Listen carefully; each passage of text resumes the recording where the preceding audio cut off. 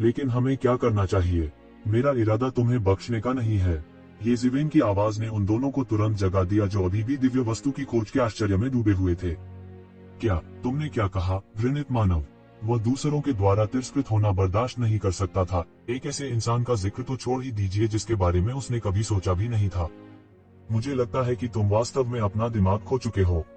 तुमने अपना दिमाग पूरी तरह से खो दिया है। तुम वास्तव में हमें जाने नहीं दे रहे हो। दाई जीबाई के चेहरे पर एक भयानक मुस्कान दिखाई दी। मैं मूल रूप से आपकी लाश को छोड़ना चाहता था, लेकिन आपने इस अवसर को अपने दम पर छोड़ दिया।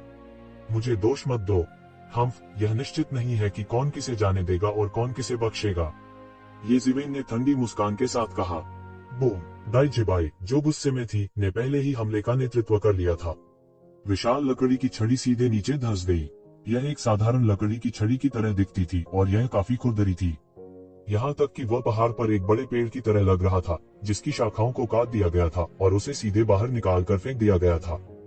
लेकिन एक पल में उसकी असाधारणता की घोषणा करते हुए अनगिनत लकड़ी के गुण कानून सामने आए। एक पल में सब कुछ एक लकड़ी की विशेषता दुनिया में बदल गया, एक राज्य की तरह। और उस समय जब दाई जीबाई ने अपनी चाल चली, ये ज़िवेन ने अचानक महसूस किया कि असंख्य लकड़ी युक्त ऊर्जा उसके चारों ओर इकट्ठी हो गई थी और सीधे उसके शरीर को हड़पने वाली थी। हालांकि उन्होंने आकाश में अनगिनत पेड़ों को देखा, लकड़ी से जुड़ी ऊर्जा और तावीजों के प्रभाव में वे पागलपन से फूलने लगे। उनकी शाखाएं विशाल तंबू की तरह थीं, जो सीधे ये ज़िवेन की ओर खींच रही थीं और उसे जगह पर पकड़ रही थीं। यह एक सरल और अपरिष्कृत लड़ाई का तरीका था, लेकिन लड़ाई का तरीका जितना सरल और अपरिष्कृत था, उतनी ही अद्भुत शक्ति थी। यह सरल और सीधा था, बिना बहुत सी तरकीबों के, इसलिए कोई बच नहीं सकता था। फूश। ये ज़िवेन की पीठ पर दानव पंख फैल गए और वह तुरंत अनगिनत पेड़ों के उलझाव से बच निकला। लेकिन एक पल के लिए शून्य से और पेड़ निकल आए, जिससे एक विशाल पेड़ बन गया जो सीधे एक ज़िवेन की ओर लपका। मेरे लिए तोड़ो। ये ज़िवेन के हाथ में इमेजेंस इमोर्टल एक्सटर्मिनेटिंग सेबर ने सीधे एक चौंकाने वाली कृपाण रोशनी को गिरा दिया, जैसे कि वह दुनिया को दो हिस्सों में काटना चाहता हो, सीधे उसकी ओर आने वाले अनगिनत पेड़ों को कुचल रहा हो। हालांकि और भी पेड़ों ने एक पल में उसका पीछा किया, उसे अपनी सांस पकड़ने का कोई मौका नहीं दिया। उसकी गति का दायरा छोटा और छोटा होता जा रहा था, मानो उसे किसी भी समय एक कोने में जाने के लिए मजबूर किया जा सकता था। उसी समय दाई जीबाई की बड़ी छड़ी नीचे आती रही। यहाँ तक खुद दाई जीबाई भी इतनी चिंतित नहीं थी, क्योंकि उसके लिए जब तक वो ये ज़िवेन को बंद करने के लिए मजबूर करता रहेगा, ये ज़िवेन इस तरह अपने आप गिर जाएगी। उसे कुछ भी करने की जरूरत नहीं थी। फूश। ये ज़िवेन चिल्लाई और एक कदम आगे बढ़ी। शून्य कांप उठा और असंख्य स्वर्ण तरंगे प्रकट हुई। महत्वपूर्ण क्षण में वह सीधे पेड़ों के उलझने से बच गया। यह बस अंतहीन था। इससे भी ज्यादा भयानक बात यह थी कि दाई जीबाई की बड़ी छड़ी एक कीड़े की तरह थी, जो छाया की तरह उसका पीछा कर रही थी। इसने बिल्कुल भी परवाह नहीं की और सीधे आकाश और पृथ्वी को तोड़ दिया। ये ज़िवेन चाहे कहीं भी छुपा हो, वो बेकार था। टकराना। ये ज़िवेन ने अपने हाथ फैलाए और सीधे एक सुनहरी दीवार पकड़ ली। उस विशाल लकड़ी की छड़ी ने सुनहरी दीवार पर बेरहमी से प्रहार किया और अतुलनीय रूप से भयानक सुनहरी लहरें तुरंत सभी दिशाओं में बह गईं। वह भयानक शक्ति सीधे ये ज़िवेन के शरीर में एकीकृत हो गई। यदि ये ज़िवेन सामान्य परिस्थितियों में होता, भले ही उसे नष्ट नहीं किया गया होता, तो शायद उसे इस शक्ति को हटाने में सक्षम होने के लिए अपनी सारी शक्ति लगानी पड़ती। लेकिन इस समय यह समुद्र में प्रवेश करने वाले मिट्टी के बैल की तरह था। यह सब ये ज़िवेन के शरीर में एकीकृत किया गया था, उनकी दिव्य शक्ति के पूर्ण शरीर द्वारा पचा और अवशोषित किया गया था। और उसका शरीर शून्य में स्थिर खड़ा रहा, बिल्कुल नहीं हिलता, जरा सा भी नहीं। दाई जीबाई ने ठंडी सांस ली। उसे उम्मीद नहीं थी कि उसका पूरा झटका ये ज़िवेन को बिल्कुल भी नहीं लग सकता था। बूढ़ी दाई, तुमने वास्तव में दया दिखाई। क्या तुम जानती हो कि यह व्यक्ति तुम्हारे और मेरे लिए कितना बड़ा खतरा है? हमारे लिए कुछ नहीं बचा। बिजली का जानवर थोड़ा हैरान था। दाई जीबाई एक छोटे से चौथे स्तर के पोवांग रियल्म कल्टीवेटर से क्यों नहीं निपट सकी? यह दाई जीबाई की सामान्य शैली नहीं थी। यदि ईश्वरीय संघ के नेता को एक अत्यंत जिद्दी व्यक्ति कहा जाए, तो दाई जीबाई 70% से 80% उनके समान थी। एक बार जब उसने अपना मन बना लिया, तो वह अपने शब्दों से बिल्कुल पीछे नहीं हटेगा। चूंकि आप इससे नहीं निपटेंगे, तो इसे मेरे पास छोड़ दें। बिजली का जानवर जोर से दहाड़ा। एक पल में अनगिनत वज्रपात कहीं से भी प्रकट हुए और सीधे नीचे गिरे, जिससे आसपास का वातावरण वज्रपात के समुद्र में बदल गया। यह एक अतुलनीय विशाल डोमेन था। वज्रपात के इस क्षेत्र में वह एक देवता थे। उसके विशाल शरीर को देखकर लोग बहुत भयभीत हो जाते थे। ये ज़िवेन ने संकोच नहीं किया। उसने तुरंत अपने शैतान के पंख खोल दिए और लगातार बिजली के जानवर के हमलों को चकमा दिया। बिजली वाले जानवर की विशेषता गड़गड़ाहट और बिजली थी। यह बेहद तेज था। इसने अनगिनत लोगों को हराने के लिए इस गति पर भरोसा किया था। लगभग एक ही पल में जैसे ही एक शिवन टिमटिमाता, अनगिनत बिजली गिर जाती। उन्होंने सीधे येज़ेवेन का पीछा किया और उसे जाने नहीं दिया। वे उसे मौत के घाट उतारना चाहते थे।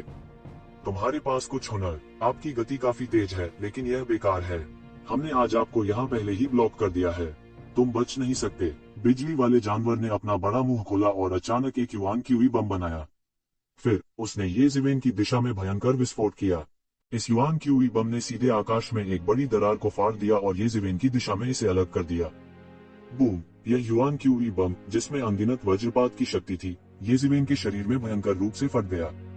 अंतहीन धुआं और धूल उड़ गया और अनंत ऊर्जा तरंगे सभी दिशाओं में बह गईं, जिससे लोगों के लिए देखना असंभव हो गया कि अंदर क्या हो रहा है। हम्फ! आपको इतना अहंकारी होने के लिए किसने कहा? आप अभी भी मेरे सामने खड़े होने में सक्षम होने से बहुत दूर हैं। बिजली के जानवर ने उपहास किया। उनके चेहरे पर लगभग एक क्रूर मुस्कान थी। वह कल्पना कर सकता था कि इस युआन क्यूई बम की शक्ति कितनी भयानक थी। शायद यह सीधे येज़ेवेन को मौके पर ही मौत के घाट उतार सकता था। लेकिन जल्द ही उनके चेहरे पर मुस्कान पूरी तरह से उतर गई। युआन क्यूई बम और सदमे की लहरों के अंतहीन प्रभाव के बीच एक मानवीय आकृति धीरे धीरे सीधी खड़ी हो गई। उनके चेहरे पर कुछ खौफ और डर भी झलक रहा था। वह सोच भी नहीं पा रहा था कि ऐसा कैसे हो सकता है। यह नामुमकिन है। यहाँ तक पोवान क्षेत्र के वास्तविक छठे स्वर्ग के विशेषज्ञ को भी मेरे प्राइमर्डियल क्यूई बम द्वारा मार दिया जाएगा। कहने की जरूरत नहीं है कि वह केवल पोवान क्षेत्र के चौथे स्वर्ग में है। हालांकि उसने बहुत ताकत दिखाई है, वह केवल पोवान दायरे के चौथे स्वर्ग में है। मिथकों में हालांकि यह ताकत कमजोर नहीं है, फिर भी यह इससे दूर है। लेकिन अब येज़ेवेन ने उससे सीधा प्रहार किया और मरा नहीं। मुझे क्या करना चाहिए? मैंने कहा कि इस बार मेरा आपको जाने देने का कोई इरादा नहीं है। बस समय आने पर देखते हैं कि यह शक्ति कितनी मजबूत हो सकती है। अचानक जैसे ही येज़ेवेन की आवाज गिरी, धुएं और धूल की गहराई से एक अधिक राजसी और भयानक शक्ति उड़ गई और एक सुनहरी आभा सीधे आकाश में उठी। वे इस आभा से अधिक परिचित नहीं हो सके। ईश्वरीय शक्ति, यह ईश्वरीय शक्ति की शक्ति है। गड़गड़ाहट के चेहरे ने तुरंत कुछ भयानक अभिव्यक्ति प्रकट की। वे केवल उस दैवीय शक्ति का थोड़ा सा ही अनुभव कर सकते थे जिसे येज़ेवेन के पास घाटी में आत्मसात करने का समय नहीं था। यह इतनी बड़ी मात्रा में दैवीय शक्ति के अचानक बाहर निकलने से पूरी तरह से अलग था। इस समय दाई चीबाई के चेहरे पर भी, जो एक पहाड़ के विशालकाय के रूप में प्रच्छन्न लग रहा था, रंग का रूप दिखा। देवताओं की शक्ति की कल्पना करना भयानक था। पौराणिक युग में लोगों को अपनी पीठ के पीछे देवताओं के नामों का उल्लेख करने की भी अनुमति नहीं थी। इससे पता चलता है कि देवता अपने चरम पर कितने भयानक थे। यदि कोई अपना दाव सिद्ध नहीं करता तो वह केवल एक चींटी थी। एक गिरे हुए देवता के सामने भी उसने अभी भी इसे हल्के में लेने की हिम्मत नहीं की। कहीं ऐसा न हो कि वह अस्तित्व में आ जाए। ईश्वरीय शक्ति की शक्ति उस पर कैसे पड़ी? क्या यह इस मूर्ति की विरासत है? बिजली के जानवर का चेहरा बदसूरत हो गया। उसकी साधना के स्तर पर लगभग ऐसा कुछ भी नहीं था जिसकी तुलना उसके डीएओ को सिद्ध करने से की जा सके। अपनी प्रतिभा से अपने दाव को लगातार साबित करना उनके लिए असंभव था। पर्याप्त आकस्मिक मुठभेड़ों के बिना उनके लिए अंत में बाहर खड़ा होना असंभव था। लेकिन येज़ेवेन ने उसे एक और विचार और अवसर दिया। धिक्कार है, दैवीय शक्ति को सौंप दो। यह कोई ऐसी चीज नहीं है जिसे तुम्हारे जैसा तुच्छ नश्वर इकट्ठा कर सकता है। बिजली देने वाला जानवर दहाड़ता है और हमले का नेतृत्व करता है। आसमान में बिजली और गड़गड़ाहट ने सीधे शून्य को उल्टा कर दिया। उसने अपना धैर्य पूरी तरह खो दिया था। वह येज़ेवेन का गला घोंट कर मारना चाहता था और दैवीय शक्ति को छीन लेना चाहता था। यह कहना आपके ऊपर नहीं है कि मैं योग्य हूँ या नहीं। धुआं और धूल धीरे धीरे छंट गया और अंत में येज़ेवेन का मूल शरीर दिखाई दिया। इस समय वह अपने हाथ में इमेजेंस इमोर्टल एक्सटर्मिनेटिंग सेबर पकड़े हुए था। उसने सीधे तलवार से वार कर दिया। आकाश में प्रकाश शून्य में बेतहाशा बह गया और गड़गड़ाहट से संघनित बिजली के हाथ पर भयंकर रूप से गिर गया। बूम! येज़ेवेन के हाथ में येज़ेवेन के इमेजेंस इमोर्टल एक्सटर्मिनेटिंग सेबर शक्तिशाली शक्ति के समर्थन से बिजली के जानवर के बिजली के हाथ को गिरा दिया और सीधे उसकी आधी बांह काट दी। एक स्लैश! यह सिर्फ एक स्लैश था, लेकिन इसमें इतनी अद्भुत शक्ति थी। येज़ेवेन महसूस कर सकते थे कि जब उन्होंने इमेजेंस इमोर्टल एक्सटर्मिनेटिंग सेबर से हमला किया तो उनके शरीर से शक्ति का एक उछाल आया और उनके शरीर के हर हिस्से को फिर से भर दिया। यह एक गर्म एहसास था। चाहे उन्होंने कितना ही सार तत्व क्यों न लगाया हो, फिर भी यह शक्तिशाली दैवीय शक्ति उनका समर्थन कर रही थी। शक्ति की एक अभूतपूर्व भावना उस पर उतरी। उनके शरीर में एक अतुलनीय शक्तिशाली दैवीय शक्ति निरंतर तरंगित हो रही थी। यद्यपि इसे सील चरित्र द्वारा जबरदस्ती दबा दिया गया था जिसने अनगिनत जुबान कोर को जला दिया था, यह केवल उस शक्ति का एक हिस्सा था जो प्रस्फुटित हुआ था और इसने उसे पहले ही महसूस करा दिया था कि उसकी शक्ति लगातार विस्फोट कर रही थी। ओवान रियलम 9वें स्तर के 2 मास्टर्स के हमले का उन्होंने आसानी से फायदा उठाया। यह अपने आप में पहले ही समस्या साबित कर चुका था। अगर वह होते तो दोनों के सभी हमलों को इतनी आसानी से झेलना नामुमकिन होता। थंडर बेहेमोथ और दाइजीबाई के चेहरे बदसूरत हो गए। ये ज़िवेन की शक्ति में अचानक वृद्धि उनकी अपेक्षाओं से परे थी। ऐसा लगता है कि आपने इस मूर्ति से जुड़ी सभी दैवीय शक्ति को निगल लिया है। इससे कोई फर्क नहीं पड़ता, आपको इसे बहुत पहले ही निगल लेना चाहिए था। जब तक मैं तुम्हें मारूंगा, दिव्यता स्वाभाविक रूप से फिर से मेरे हाथों में आ जाएगी। थंडर बेहेमोथ का विशाल शरीर शून्य में बेहोश रूप से दिखाई दे रहा था। थोड़ी सी घबराहट से वह अभी उभरा और जरा सी हलचल से धरती कांप उठी और पहाड़ कांप उठे। उनके जैसा एक शीर्ष बिजलीगर तथाकथित प्रतिभाशाली योद्धाओं को सीधे तौर पर हेय दृष्टि से देखता था। कुछ ही तथाकथित जीनियस थे जो उठ सकते थे और जो उनके लिए खतरा पैदा कर सकते थे, वे और भी दुर्लभ थे। बूम! थंडर बीस्ट ने आखिरकार अपनी चाल चली। उसके बड़े बड़े पंजे अचानक निकल आए और गड़गड़ाहट की एक शक्तिशाली शक्ति हवा में व्याप्त हो गई। यह आकाश में थंडर किंगडम में बदल गया। अगर ध्यान से देखा जाए तो यह देखा जा सकता है कि वज्रपात की यह शक्ति प्राकृतिक गड़गड़ाहट नहीं थी। इसके बजाय यह गरजने वाले तावीजों से सघन था। इसने पूरे स्वर्ग और 10,000 लोगों को ढंक लिया था। उसके पास असीम शक्ति थी और उसने सीधे पूरे स्थान को सील कर दिया था। इसलिए ये ज़िवेन बच नहीं सका और इस हमले से बच नहीं सका। ये ज़िवेन ऐसे खड़ा रहा जैसे वह मूर्खता से डर गया हो। उसने वज्र की असीम शक्ति वाले पंजे को अपने ऊपर गिरने दिया। हर जगह कंपन थे और यहाँ तक कि शून्य भी फट गया था। जैसे ही यह गड़गड़ाहट का पंजा ये ज़िवेन के शरीर से टकराने ही वाला था, ये ज़िवेन के हाथ में इमेजेंस इमोर्टल एक्सटर्मिनेटिंग सेबर अचानक बज उठा और एक कृपाण प्रकाश दिखाई दिया। इसमें एक शक्तिशाली प्रकाश का निर्माण करते हुए अनगिनत कृपाण सिद्धांत प्रकट हुए। ये ज़िवेन के शरीर में दैवीय शक्ति के आग्रह के तहत एक शक्तिशाली शक्ति फूट पड़ी और अचानक विशाल पंजे की ओर गिर गई। बूम! ब्लेड की रोशनी के रूप में एक अतुलनीय जोर से गड़गड़ाहट हुई और अंतहीन बिजली शून्य में टकरा गई। सब कुछ चकनाचूर हो गया और आकाश फट गया। भीषण टक्कर के बाद वे वज्रपात कुछ थके हुए लग रहे थे। हालांकि ये ज़िवेन की ब्लेड लाइट उसकी दिव्य शक्ति के समर्थन में मजबूत और मजबूत हो रही थी। ऐसा लग रहा था जैसे कभी थकेंगे ही नहीं। मूल रूप से इमेजेंस इमोर्टल एक्सटर्मिनेटिंग सेबर के लिए ये ज़िवेन के हाथों में ऐसी भयानक शक्ति को उजागर करना असंभव था। हालांकि दैवीय शक्ति मूल रूप से वास्तविक सार की तुलना में बहुत उच्च स्तर की थी। जब सत्ता छिड़ी थी तो बात बिल्कुल अलग थी। यह पहली बार था जब इमेजेंस इमोर्टल एक्सटर्मिनेटिंग सेबर ने उससे संबंधित प्रकाश को पूरी तरह से उजागर कर दिया था। कारा कारा कारा, शून्य से बिखरने की आवाजों की एक श्रृंखला आई। अंतहीन वज्रपात तुरंत बिखर गए और अनगिनत कानून तावीज सीधे बिखर गए। ये ज़िवेन की ब्लेड गति जरा सी भी कम नहीं हुई। यह सीधे शून्य में वज्रपात करने वाले जानवर के उभरते हुए शरीर की ओर दौड़ा। पूछ! ब्लेड की रोशनी बेहद तेज थी और यह लगभग बिना किसी हिचकिचाहट के वज्र जानवर की ओर फिसल गई। थंडर बीस्ट के विशाल शरीर से बचने की कोई संभावना नहीं दिख रही थी। हालांकि समय के साथ गड़गड़ाहट वाला जानवर वास्तव में बिजली के एक बोल्ट में बदल गया और हमले को चकमा दे दिया। यह अब तक साधना करने में सक्षम था, अनगिनत विरोधियों को पराजित करता था और दैवीय संघ का वर्तमान उपसंघ मास्टर बन गया था। यह सिर्फ इसलिए नहीं था क्योंकि यह बड़ा था। जब यह फिर से प्रकट हुआ तो इसका पूरा शरीर मुख्य तल में दिखाई दिया और अब शून्य में छिपा नहीं था। वह विशाल पिचकाला शरीर एक अंतहीन पर्वत श्रृंखला की तरह था जिसने आकाश को ढंक लिया था। यह ऐसा था जैसे यह आकाश का पर्दा हो। यह अकल्पनीय रूप से बहुत बड़ा था। इसके अलावा यहाँ तक पहाड़ की विशालकाय दाइजीबाई, जिसे बेहद विशाल माना जाता था, कुछ ज्यादा नहीं माना जाता था। यहाँ तक ये ज़िवेन, जो विशाल खूंखार जानवरों को देखने की आदी थी, थोड़ा हैरान हुई। कोई आश्चर्य नहीं कि उसे अपने शरीर को अंतहीन शून्य में छिपाना पड़ा। इतना बड़ा शरीर मुख्य दुनिया में दिखाई देना वास्तव में काफी चौंकाने वाला था। आपके हाथ में कुछ तरकीबें हैं। आपके हाथ में ब्लेड थोड़ा अजीब है। यह एक दैवीय हथियार जैसा दिखता है, लेकिन यह नहीं है। हालांकि कोई फर्क नहीं पड़ता कि यह मेरा होगा। गड़गड़ाहट वाले जानवर की विशाल आंखें बेहद भयानक थी और इसमें जबरदस्ती की एक शक्तिशाली आभा थी। ये ज़िवेन ने एक कदम आगे बढ़ाया और सीधे तौर पर इस दुर्जय अशुभ जानवर के दबाव को तोड़ दिया। इसके विपरीत उसके शरीर पर अत्याचारी जबरदस्ती ने वास्तव में इस वज्रपात को प्रभावित किया था और इसे लगातार पीछे हटने के लिए मजबूर कर दिया था। थंडर बीस्ट में केवल प्राचीन थंडर बीस्ट की रक्त रेखा थी। खून शुद्ध नहीं था, लेकिन ये ज़िवेन के शरीर में स्टार बीस्ट का खून बह रहा था। यह एक सच्चा प्राचीन क्रूर जानवर था, एक अत्याचारी जाति जो एक बार ड्रैगन कबीले को चुनौती देने के लिए काफी मजबूत थी। उच्च स्तर के राक्षसी जानवरों के पास स्वाभाविक रूप से निम्न स्तर के राक्षसी जानवरों के लिए एक मजबूत निवारक था। मरना, ये ज़िवेन ने संकोच नहीं किया। वह सीधे अंतरिक्ष को पार कर गया और तुरंत वज्र जानवर के सामने पहुंचा। उसने सीधे कृपाण प्रकाश को काट दिया। दैवीय शक्ति के आशीर्वाद के तहत कृपाण प्रकाश राजसी था, दुनिया भर रहा था। अंतहीन कृपाण प्रकाश एक विशाल नेटवर्क में आपस में जुड़ा हुआ है, जो सीधे वज्रपात के विशाल शरीर को ढकता है। ब्लेड की चमक में सुनहरी दिव्य शक्ति थी। यह रूपांतरण प्रक्रिया से भी नहीं गुजरा और सीधे नीचे गिर गया।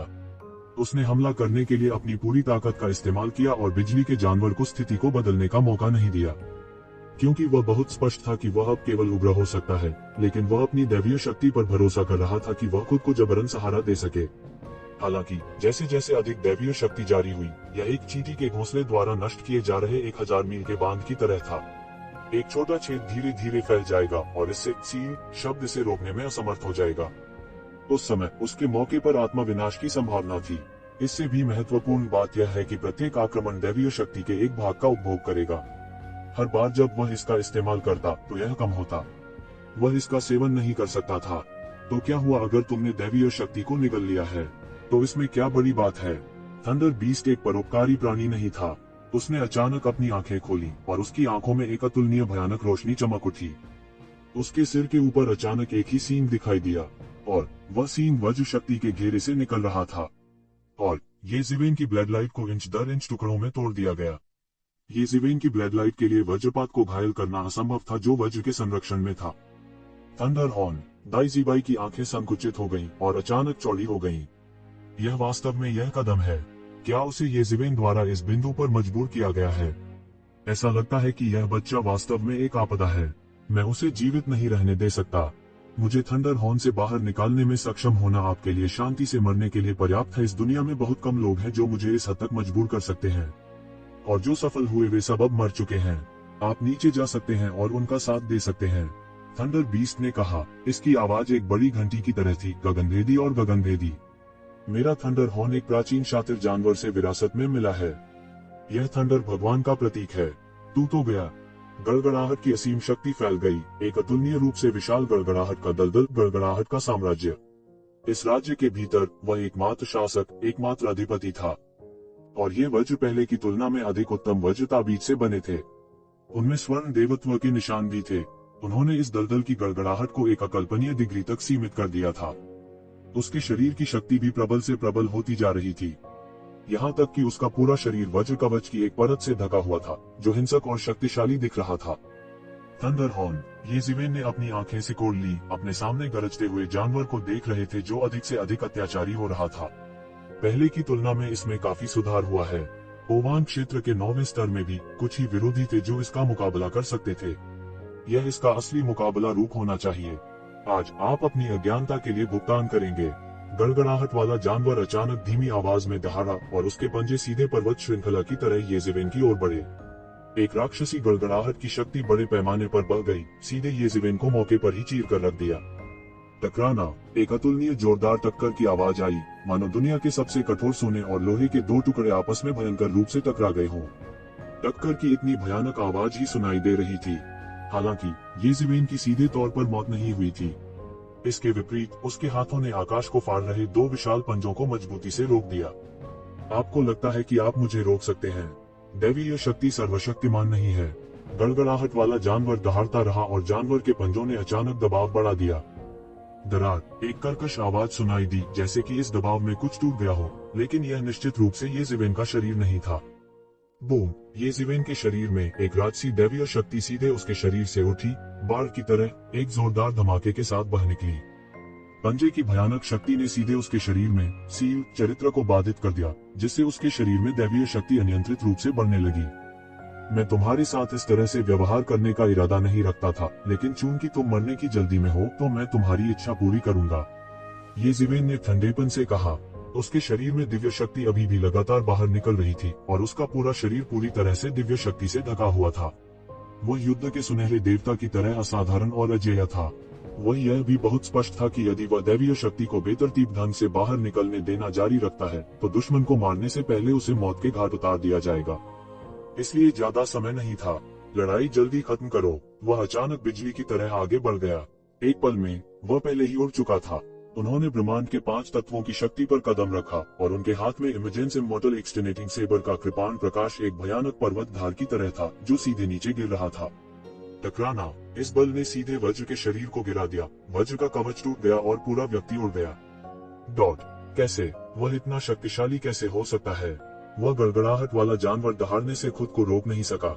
यह अवाक रह गया। उसका पूरा शरीर गिरने की कगार पर था।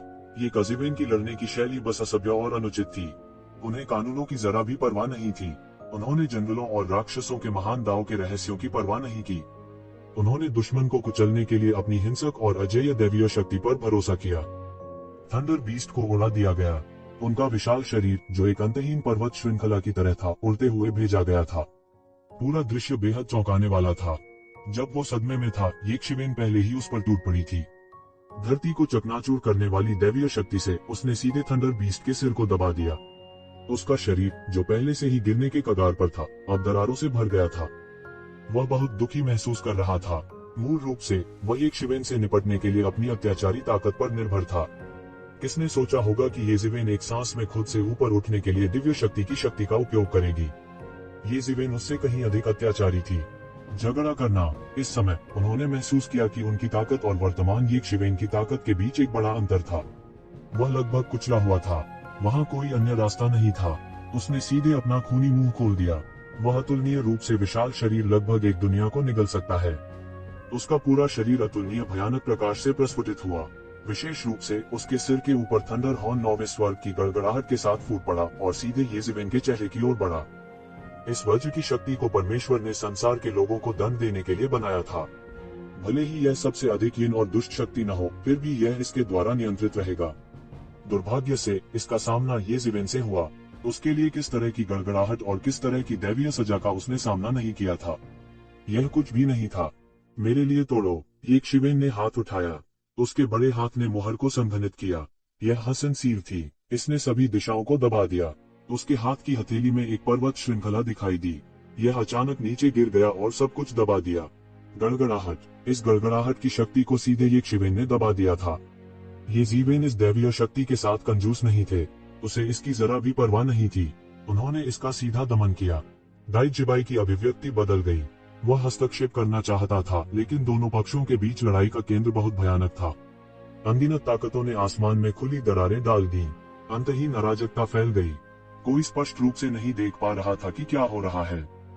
येज़िवेन सीधे गड़गड़ाहट से टूट गई जिसने आकाश को भर दिया। फिर उसका बड़ा हाथ अंतहीन दैवीय शक्ति में लिपटा हुआ हवा के खिलाफ मौके पर उठा, बड़ा और बड़ा होता गया और अचानक थंडर बीस्ट का सिर पकड़ लिया। येज़िवेन ने सीधे थंडर बीस्ट के सिर के ऊपर से थंडर हॉर्न निकाला। अचानक थंडर बीस्ट के सिर पर एक बड़ा खूनी छेद दिखाई दिया। उसमें से लगातार ताजा खून बहता रहा। गर्जन। गड़गड़ाहट वाला बेगेमोत दर्द से करा उठा। उसका पूरा शरीर कांप रहा था और उसकी दृष्टि शून्य थी। यह कैसे हो सकता है? उसने कभी सपने में भी नहीं सोचा था कि उसका भी ऐसा दिन होगा। थंडर हॉर्न, उसकी शक्ति का स्रोत जिस पर उसे सबसे अधिक गर्व था, उसे किसी ने खींच लिया था। वह पीछे हटता रहा। उसका विशाल शरीर एक ढहते पहाड़ की तरह तेजी से पीछे हट गया। यह हैरान कर देने वाला दृश्य था। दाइजिबाई, आप किसका इंतजार कर रही हैं? वह गुस्से से दहाड़ा। दाइजिबाई, जो बगल से देख रही थी, मैं लगभग अपनी आंखों को अंधा करने का आग्रह कर रही थी। यह अचानक ऐसा कैसे हो सकता है? येज़िवेन महसूस कर सकते थे कि थंडर हॉर्न में गड़गड़ाहट की अंतहीन शक्ति होती है। इसके अलावा यह बहुत शुद्ध था। यह गड़गड़ाहट की शक्ति के स्रोत के लगभग करीब था। इसे एक शक्तिशाली उपकरण के रूप में परिष्कृत किया जा सकता है। थंडर बीस्ट की आधे से अधिक मार्शल शक्ति इस थंडर हॉर्न में संघनित हो गई थी, लेकिन यक्षिवेन ने उसे खींच लिया था, तो इसकी मार्शल शक्ति बहुत कम हो गई थी और इसका क्रूर एक अज्ञात हद तक भस्म हो सकता था। येज़िवेन ने सीधे अपनी दिव्य शक्ति से पूरे थंडर हॉर्न को परिष्कृत करना शुरू कर दिया। इस गड़गड़ाहट में निहित शक्ति उसके स्तर से कहीं अधिक थी। उसकी अपनी शक्ति पर भरोसा करके उसे परिष्कृत करना असंभव था। यहाँ तक अगर वह इसे परिष्कृत करना चाहता है तो भी इसमें काफी समय लगेगा। हालांकि यह अलग था अगर उसने इसे परिष्कृत करने के लिए दैवीय शक्ति की शक्ति का उपयोग किया। एक क्षण में ही उन्होंने उसका आधा से अधिक भाग शुद्ध कर दिया था। वज्र के सींग में निहित शक्तिशाली शक्ति लगातार उसके हाथों में चमक रही थी। इस समय थंडर बेहेमोथ सीधे पीछे हटना चाहता था, बचना चाहता था। येज़ेबेल ने घूर कर देखा। तुम भागना चाहते हो, तुम बहुत ज्यादा सोच रहे हो, यहाँ रहो। उसका पूरा शरीर सुनहरी रोशनी से दमक रहा था, वह राजसी लग रहा था। उन्होंने एक हाथ में वज्र का सींग धारण किया जो लगातार वज्र की शक्ति का उत्सर्जन करता था। उसका दूसरा हाथ सीधे एक चौंकाने वाली रोशनी के साथ उछला और थंडर बेहेमोथ की ओर लपका। वज्र की शक्ति स्वाभाविक रूप से बहुत अत्याचारी थी, हालांकि इसकी वजह यह भी थी कि थंडर बेहेमोथ की शक्ति थंडर हॉर्न खोने के बाद 10% से भी कम थी। अब उसका पिछला उग्र रूप नहीं था। येज़ेबेल के बड़े हाथ के सामने वह बाएं और दाएं चकमा दे रहा था, लेकिन बचने का कोई रास्ता नहीं था। जिस जगह से वह बच सकता था उसे बंद कर दिया गया था। इस समय दाई जीबाई ने आखिरकार अपनी चाल चल दी। उसका शरीर हिल गया और उसका विशाल शरीर अचानक एक छोटे पहाड़ की तरह उछल पड़ा। उसके हाथ में लकड़ी की छड़ी सीधे नीचे पटक दी और येज़ेबेल को लग गई। उसी समय एक दिव्य प्रकाश उसके हाथ से निकला और थंडर बेहेमोथ के शरीर की चोटों को ठीक करने के लिए उड़ गया। मूल रूप से उन दोनों को शत्रु माना जाता था, हालांकि अब जब दुश्मन उनके सामने था, भले ही वे आम दिनों में दुश्मन थे, इस समय उनके बीच आंतरिक कलह नहीं हो सकता था। और अगर तुम बाहर नहीं आते तो शायद मैं तुम्हें जाने देता। हालांकि जब से तुम मौत को दावत दे रहे हो तो मुझे दोष मत दो। येज़ेबेल ने उपहास किया। उसने सीधे अपने बड़े हाथ से शून्य की ओर पकड़ लिया और सीधे लकड़ी की छड़ी को पकड़ लिया। शून्य में अनगिनत लकड़ी की ऊर्जाएं उसके द्वारा कुचल दी गई और उसकी प्रगति को बिल्कुल भी नहीं रोक सका। बूम! दोनों पक्षों के बीच धक्का मुक्की हो गई। अजेय लकड़ी की छड़ी को दैवीय शक्ति के प्रभाव से हिला दिया गया। येज़ेबेल सीधे बाहर निकली। उसने एक कदम आगे बढ़ाया और उसका पूरा शरीर युद्ध के सुनहरे देवता की तरह सुनहरी रोशनी में नहाया हुआ था। वह सीधे बाहर चला गया और आसपास की दुनिया एक ब्रह्मांड में बदल गई। टूटे हुए स्टारफिस्ट का मुट्ठी का इरादा सीधे विस्तारित हुआ। उसकी 5 उंगलियां मुट्ठी में दबी हुई थीं और तुरंत दाई जीबाई की ओर बढ़ी। दाई जीबाई बार बार पीछे हटी, लेकिन उनके हाथ बिल्कुल नहीं रुके। उसने लकड़ी की छड़ी पकड़ी और लगातार बमबारी करता रहा। उसके शरीर पर भूविक्षोभक शक्ति के साथ काष्ठ गुण ऊर्जा प्रस्फुटित हुई। आसमान में, पूरे आसमान में छड़ी की परछाइयां थीं। जब यह शून्य में विस्फोट होता है तो प्रत्येक छड़ी का सिर पृथ्वी टूटने वाली ऊर्जा ला सकता है। येज़ेबेल ने एक लंबी दहाड़ मारी। उसकी पीठ पर दानव पंख फैल गए और वह पूरी तरह से बाहर निकल गया। उसके शरीर को मजबूत करने वाले 5 सम्राटों की स्थिति ने उसे लगभग अजेय बना दिया। उसने एक मुक्का मारा और जो भी छड़ी छाया थी वह सब टुकड़े टुकड़े हो गई। दाई जीबाई ने देखा कि येज़ेबेल की गति अद्भुत थी और वह और भी अधिक आक्रामक था। किसी भी तरह का आक्रमण उसके सामने एक भी वार झेलने में असमर्थ प्रतीत हो रहा था। उसने अपने दांत पीस लिए और उसके चेहरे पर कुछ भयानक अभिव्यक्ति दिखाई दी जो चट्टानों से बनी हुई लग रही थी। तुमने मुझे ऐसा करने के लिए मजबूर किया, भाड़ में जाओ। वह जोर से दहाड़ता है और उसका पूरा शरीर हरी रोशनी से जगमगा उठता है। इसने हवा में नृत्य किया और एक अतुलनीय विशाल ताबीज बनाया। हवा में एक विशाल वुड शब्द दिखाई दिया। यह लकड़ी की विशेषता के मूल स्रोत की शक्ति थी। उसने इसे दुर्घटना से प्राप्त किया था। यह ठीक इसलिए था क्योंकि उन्होंने लकड़ी की विशेषता के मूल स्रोत की शक्ति को समझ लिया था कि उनकी खेती छलांग और सीमा से आगे बढ़ गई थी और यहाँ तक वे दिव्य संघ के प्रथम उप संघ मास्टर के स्तर तक पहुंच गए थे। यह सिर्फ इसलिए नहीं था क्योंकि वही ईश्वरीय मिलन की शरण लेने वाले पहले नेता थे। इससे भी महत्वपूर्ण बात यह है कि वे ईश्वरीय संघ के नेता के बाद ईश्वरीय संघ के सबसे मजबूत विशेषज्ञ भी थे। इस लकड़ी शब्द तावीज ने सब कुछ दबा दिया और इसमें अद्भुत शक्ति थी। हालांकि येज़ेबेल का चेहरा खराब था। उसने सीधे उसे एक हाथ से पकड़ लिया और वह वास्तव में ताबीज को अपने हाथों से पकड़ना चाहता था। आप वास्तव में मौत को दावत दे रहे हैं। यह मूल स्रोत की ऊर्जा है। आप इसे कैसे छू सकते हैं? वह दिल खोलकर हंसा। हालांकि एक आश्चर्यजनक बात हुई। जैसे ही येज़ेबेल ने आकर्षण को पकड़ा, उसके हाथ से एक आश्चर्यजनक चमक निकली। फिर एक असंख्य दिव्य शक्ति निकली और उसने आकर्षण को अपने हाथ में ले लिया। फिर एक पृथ्वी बिखरने वाली चमक फूट पड़ी। गड़गड़ाहट। येज़ेबेल की हथेली से अनंत ऊर्जा फूट पड़ी। लकड़ी शब्द का तावीज उसके हाथ से छूटना चाहता था, लेकिन वह बेकार था।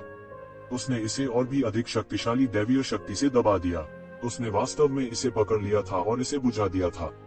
अब ताबीज नहीं रखा जा सकता था। यह सीधे मूल स्रोत शक्ति के द्रव्यमान में बदल गया और उसके द्वारा अवशोषित कर लिया गया। अनगिनत लकड़ी विशेषता उत्पत्ति स्रोत शक्ति उनके द्वारा अवशोषित की गई थी और उनके कौशल पहले से कहीं अधिक उच्च थे। इससे भी महत्वपूर्ण बात यह है कि इसने वास्तव में फीनिक्स पुनर्जनन तकनीक को अपने शरीर की मरम्मत करने में मदद की, जो कि शक्तिशाली दैवीय शक्ति के प्रभाव से क्षतिग्रस्त हो गया था। इस लकड़ी विशेषता ओरिजिन सोर्स पावर के समर्थन से ये ज़मीन लंबे समय तक बने रह सकते हैं। सबसे स्पष्ट अभिव्यक्ति उनकी वुड एम्परर बेल्ट थी, जो सीधे एक भौतिक शरीर में संघनित हो गई थी। यह अब सिर्फ एक प्लेट नहीं था। अचानक लकड़ी की विशेषता बड़ी सफलता तक पहुंच गई थी और पहले की तरह एक ही सांस में इसका उल्लेख नहीं किया जा सकता था। धिक्कार है, भाड़ में जाओ। दाई ज़ीबाई की आंखें अचानक खुल गईं। उसे उम्मीद नहीं थी कि उसका खुद का लकड़ी का गुण ये ज़िवेन को दबा नहीं सकता।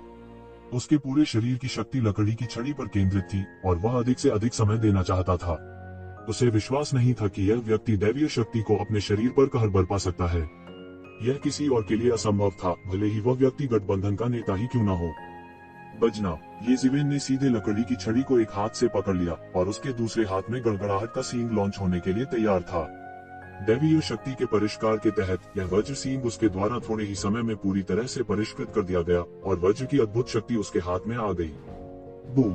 थंडर हॉर्न करोड़ों वज्रों की शक्ति के साथ सीधे फट गया। दाई ज़ीबाई पर दुर्घटनाग्रस्त हो गया। डॉट! बूम! ये अनगिनत वज्र सीधे दाई ज़ीबाई के शरीर पर गिरे और उन्हें उड़ाकर ले गए। यह कहा जाना था कि थंडरबोल्ट हॉर्न बेहद शक्तिशाली था। मूल रूप से थंडरबोल्ट बीस्ट पोवांग दायरे के 9वें स्तर का एक शीर्ष विशेषज्ञ था, जिसकी तुलना दाई ज़ीबाई से की जा सकती है। और यह थंडरबोल्ट हॉर्न उसके आधे से अधिक सार से संघनित था, इसलिए यह स्वाभाविक रूप से शक्तिशाली था। यदि इसका सामना ये ज़िवेन से नहीं हुआ होता, जो एक संकी की तरह था जो थंडर प्रतिशोध से डरता नहीं था, तो यह मूल रूप से कहा जा सकता था कि इसने एक बड़े क्षेत्र को बहा दिया है। मूल रूप से इसे अजेय और अजेय कहा जा सकता है। दैवीय शक्ति की उत्तेजना के साथ मिलकर इसकी शक्ति चरम सीमा तक और भी अधिक थी। दाई ज़ीबाई की ताकत से भी वह एक पल में गंभीर रूप से घायल हो गया। उसकी छाती में एक बड़ा छेद हो गया था और उसमें अनगिनत वज्र लगातार गरज रहे थे। और बगल में थंडरबोल्ट बीस्ट थोड़ा हक्का बक्का रह गया। उनके थंडरबोल्ट हॉर्न की शक्ति स्वाभाविक रूप से महान थी और यह हुआन दुनिया में प्रसिद्ध थी। हालांकि यह केवल हेवन वेस्टलैंड पैलेस मास्टर का एक पर्वत था, इसे वर्षों से उत्कृष्ट कहा जा सकता है। इसकी ताकत और भी चौंकाने वाली थी और इसकी अधिकांश ताकत थंडरबोल्ट हॉर्न से आई थी। यहाँ तक दाई ज़ीबाई जैसा अद्वितीय विशेषज्ञ भी, जो इसका मुकाबला कर सकता था, इसके थंडरबोल्ट हॉर्न का सामना करने के लिए तैयार नहीं होगा। लेकिन ये थंडरबोल्ट हॉर्न थोड़े समय के लिए ही ये ज़िवेन के हाथों में था, लेकिन उसने वास्तव में इसे परिष्कृत किया था। उस पुरुष ने यह कैसे किया? इस बिंदु तक खेती करने के लिए उसे यह नहीं पता था कि उसने कितने दसियों हजार साल बिताए थे, लेकिन ये ज़िवेन ने इतने कम समय में इसे पहले ही कर लिया था। यह कैसे संभव हुआ? दैवीय शक्ति, यह दैवीय शक्ति होनी चाहिए। भगवान, उसके जैसे किसी व्यक्ति के लिए जो पहले ही आधा कदम उठा चुका था, अब कोई रहस्य नहीं था। लेकिन साथ ही वह यह भी समझ गया कि यह किस तरह का क्षेत्र है। उन लोगों की तुलना में जो दाव क्षेत्र में नहीं पहुंचे थे, यह वास्तव में एक अद्वितीय व्यक्ति और एक चींटी के बीच की खाई की तरह था। यह बस एक स्तर का अंतर नहीं था। भले ही वे दोनों दिग्गज विशेषज्ञ हों, अपने थंडरबोल्ट हॉर्न को परिष्कृत करने के लिए दाई ज़ीबाई जैसे विशेषज्ञ को भी 100 साल से अधिक के प्रयास की आवश्यकता होगी। लेकिन उसके सामने इस व्यक्ति ने अपनी राक्षसी दैवीय शक्ति से कर दिखाया था। क्या गलत आकलन था? यह एक गलत गणना थी। उन्होंने उम्मीद नहीं की थी कि ये ज़िवेन अपनी दिव्य शक्ति पर भरोसा करके चीजों को बदलने में सक्षम होंगे। इसके अलावा उनकी युद्ध क्षमता एक ही बार में आश्चर्यजनक रूप से इतनी बढ़ गई थी। यह देखकर कि ये ज़िवेन के हाथ में थंडरबोल्ट हॉर्न अपनी शक्ति दिखा रहा था, वह इतना गुस्से में था कि उसने लगभग खून की उल्टी कर दी। वह अपने पूरे जीवन में अहंकारी रहा था और कभी भी स्वर्ग बंजर भूमि मंदिर के मास्टर के अलावा किसी के सामने समर्पण नहीं किया था। उन्हें भी इतना बड़ा नुकसान कभी नहीं हुआ था। हालांकि उसके थंडरबोल्ट हॉर्न को ये ज़िवेन ने खींच लिया था। ऐसी बात बस एक बड़ा अपमान था। हालांकि उसके दिल में यह स्पष्ट था कि ये ज़िवेन वास्तव में इस समय अजेय थी। वे दोनों उससे बिल्कुल भी नहीं निपट सकते थे। यहाँ तक वे जानते थे कि ये ज़िवेन उन्हें हराने के लिए बस अपनी दिव्य शक्ति पर भरोसा कर रहा था। यह लगभग ऐसा था जैसे वह एक धोखा देने वाले उपकरण का उपयोग कर रहा हो। मगर इससे क्या, ये ज़िवेन के पास धोखा देने का उपकरण था। वे यहाँ रिपोर्ट भी नहीं कर सके। हालांकि उन्होंने ऐसा कहा था, वे इस बात की गारंटी नहीं दे सकते थे कि एक ज़िवेन किस हद तक टिक सकती है। कम से कम वे बिल्कुल उस हद तक नहीं टिके रह सकते थे। दोनों ने लगभग एक ही समय पर एक ही विचार किया। उन्होंने दूसरे व्यक्ति से इस बारे में बिल्कुल भी चर्चा नहीं की। उन दोनों का एक ही विचार था और उन्होंने लगभग एक ही क्षण में अपना निर्णय कर लिया था। हुश हुश, वे दोनों लगभग तुरंत अलग अलग दिशाओं में भाग गए। यह जानने के बाद कि दूसरे पक्ष का भी यही विचार था, वे अपने दिल में कोसने से खुद को रोक नहीं सके। निंदनीय, बेशर्म, तुम जाना चाहते हो, मत छोड़ो, यही रहो। उसके हाथ में वज्र का सींग आकाश में बड़ा और बड़ा होता गया। इसने सीधे गड़गड़ाहट के साम्राज्य को नष्ट कर दिया। ये जिवेन, जो थंडरबोल्ट हॉर्न पकड़े हुए था, एक अतुलनीय शक्तिशाली थंडर भगवान की तरह था। वह केवल थंडर भगवान का पुनर्जन्म था। उसके नियंत्रण में अनगिनत वज्रपात सीधे उन दोनों की ओर बारिश की बूंदों की तरह बरस पड़े। गड़गड़ाहट, टक्कर की तेज आवाज हुई। उन दोनों पर बिना किसी अपवाद के सीधे बमबारी की गई। वे लगातार चिल्लाते रहे और जमीन पर गिर पड़े। कैसे ये जिवेन उन्हें वापस लड़ने का मौका दे सकती थी? उसने सीधे एक मोहर पर चुटकी ली और आकाश में दो पहाड़ दिखाई दिए। उन्होंने जमकर मारपीट की और दोनों के टुकड़े टुकड़े कर दिए। ये जिवेन ने सीधे उस मांस और रक्त को पकड़ लिया जो आकाश भर गया था और सार और शक्ति को अपने भीतर समाहित कर लिया। नाकाबंदी करना। इन दो महान उस्तादों को मारने के बाद ये जिवेन ने अनिच्छा से राहत की सांस ली। यद्यपि उसके शरीर में दैवी शक्ति अभी भी उमड़ रही थी, वह पहले से बहुत कम थी। उसकी तुलना में जब यह उसके शरीर में प्रवाहित हुआ था, यह केवल लगभग 1/3 था। इस युद्ध में उसने अपनी दैवी शक्ति का 1/3 हिस्सा खर्च कर लिया था और थंडर हॉर्न को परिष्कृत करने में भी उसने अपनी दैवी शक्ति का 1/3 हिस्सा खर्च कर लिया था। अब उनके पास आधे से भी कम बचा था। हालांकि इसने बहुत सारी दैवीय शक्ति का उपभोग किया, लेकिन उन्हें इसका कोई पछतावा नहीं था। ओमान क्षेत्र के 9वें स्तर के 2 मास्टर्स का सिर काटना एक महान युद्ध रिकॉर्ड की तरह था। हालांकि उसने पहले इस स्तर के स्वामी को मार डाला था, यह लगभग एक ऐसी लड़ाई थी जिसमें दोनों पक्षों को नुकसान उठाना पड़ा। यह इस पूरी तरह से एक तरफा लड़ाई से बिल्कुल अलग था, और थंडरबोल्ट हॉर्न को परिष्कृत करके उसे एक और ट्रम्प कार्ड और तेज हथियार दिया। यह थंडरबोल्ट हॉर्न अगर अच्छी तरह से इस्तेमाल किया जाता है तो पोवान क्षेत्र के 9वें स्तर के शिखर के एक मास्टर को भी गंभीर रूप से घायल कर सकता है। हालांकि इसे चलाने के लिए दैवीय शक्ति के बिना, बस इसे चलाने के लिए अपनी ताकत पर भरोसा करते हुए, हर बार जब वह हमला करता है तो उसे 1 अरब से अधिक जुबान कोर का उपभोग करने की आवश्यकता होती है। यह उसकी आध्यात्मिक क्षमता नहीं थी और उसकी ताकत उससे कहीं कम थी, इसलिए इसे केवल तुरुप के पत्ते के रूप में इस्तेमाल किया जा सकता था और बार बार इस्तेमाल नहीं किया जा सकता था। और शेष दैवीय शक्ति उसके द्वारा सील कर दी गई थी। उसका 2/3 भाग खा लेने के बाद बची हुई दैवीय शक्ति अंततः उसके वश में हो गई। उसने पहले इसे सील कर दिया और धीरे धीरे पचाने के लिए अगली लड़ाई का इंतजार किया। इसके अलावा पोवान क्षेत्र के 9वें स्तर के इन 2 मास्टर्स के रक्तसार और मार्शल शक्ति सभी उनके उपयोग के लिए थे। यह भविष्य में लंबा नहीं होगा। जब तक वह इस बार लाभ को बचाएगा, वह एक कदम आगे जाएगा और उसकी ताकत दूसरे स्तर से बढ़ जाएगी। हालांकि भले ही उसने लड़ाई जीत ली थी, यह बिना मूल्य के नहीं था। उनके शरीर में दैवीय शक्ति का संचार हो रहा था। सौभाग्य से उसका अत्याचारी शरीर अत्याचारी था, अन्यथा उसका शरीर फट जाता और वह मर जाता। हालांकि इस दैवीय शक्ति ने उनके शरीर को भी झंझट में छोड़ दिया था। यह ऐसा था जैसे एक बड़ी लड़ाई के बाद वह गंभीर रूप से घायल हो गया हो। परमेश्वर के स्रोत के लिए लड़ने जाने से पहले उसे पहले अपनी चोटों से उबरना था। यहाँ तक रक्तसार और मार्शल शक्ति के पास पहले अपने हाथ धोने के लिए अपव्यय की महान कला का उपयोग करने का समय नहीं था। उसकी चोटों को ठीक करने पर सब कुछ केंद्रित होना चाहिए। पिछली लड़ाई के दौरान उसके पास इतना समय नहीं था कि वह इस पर ध्यान दे सके।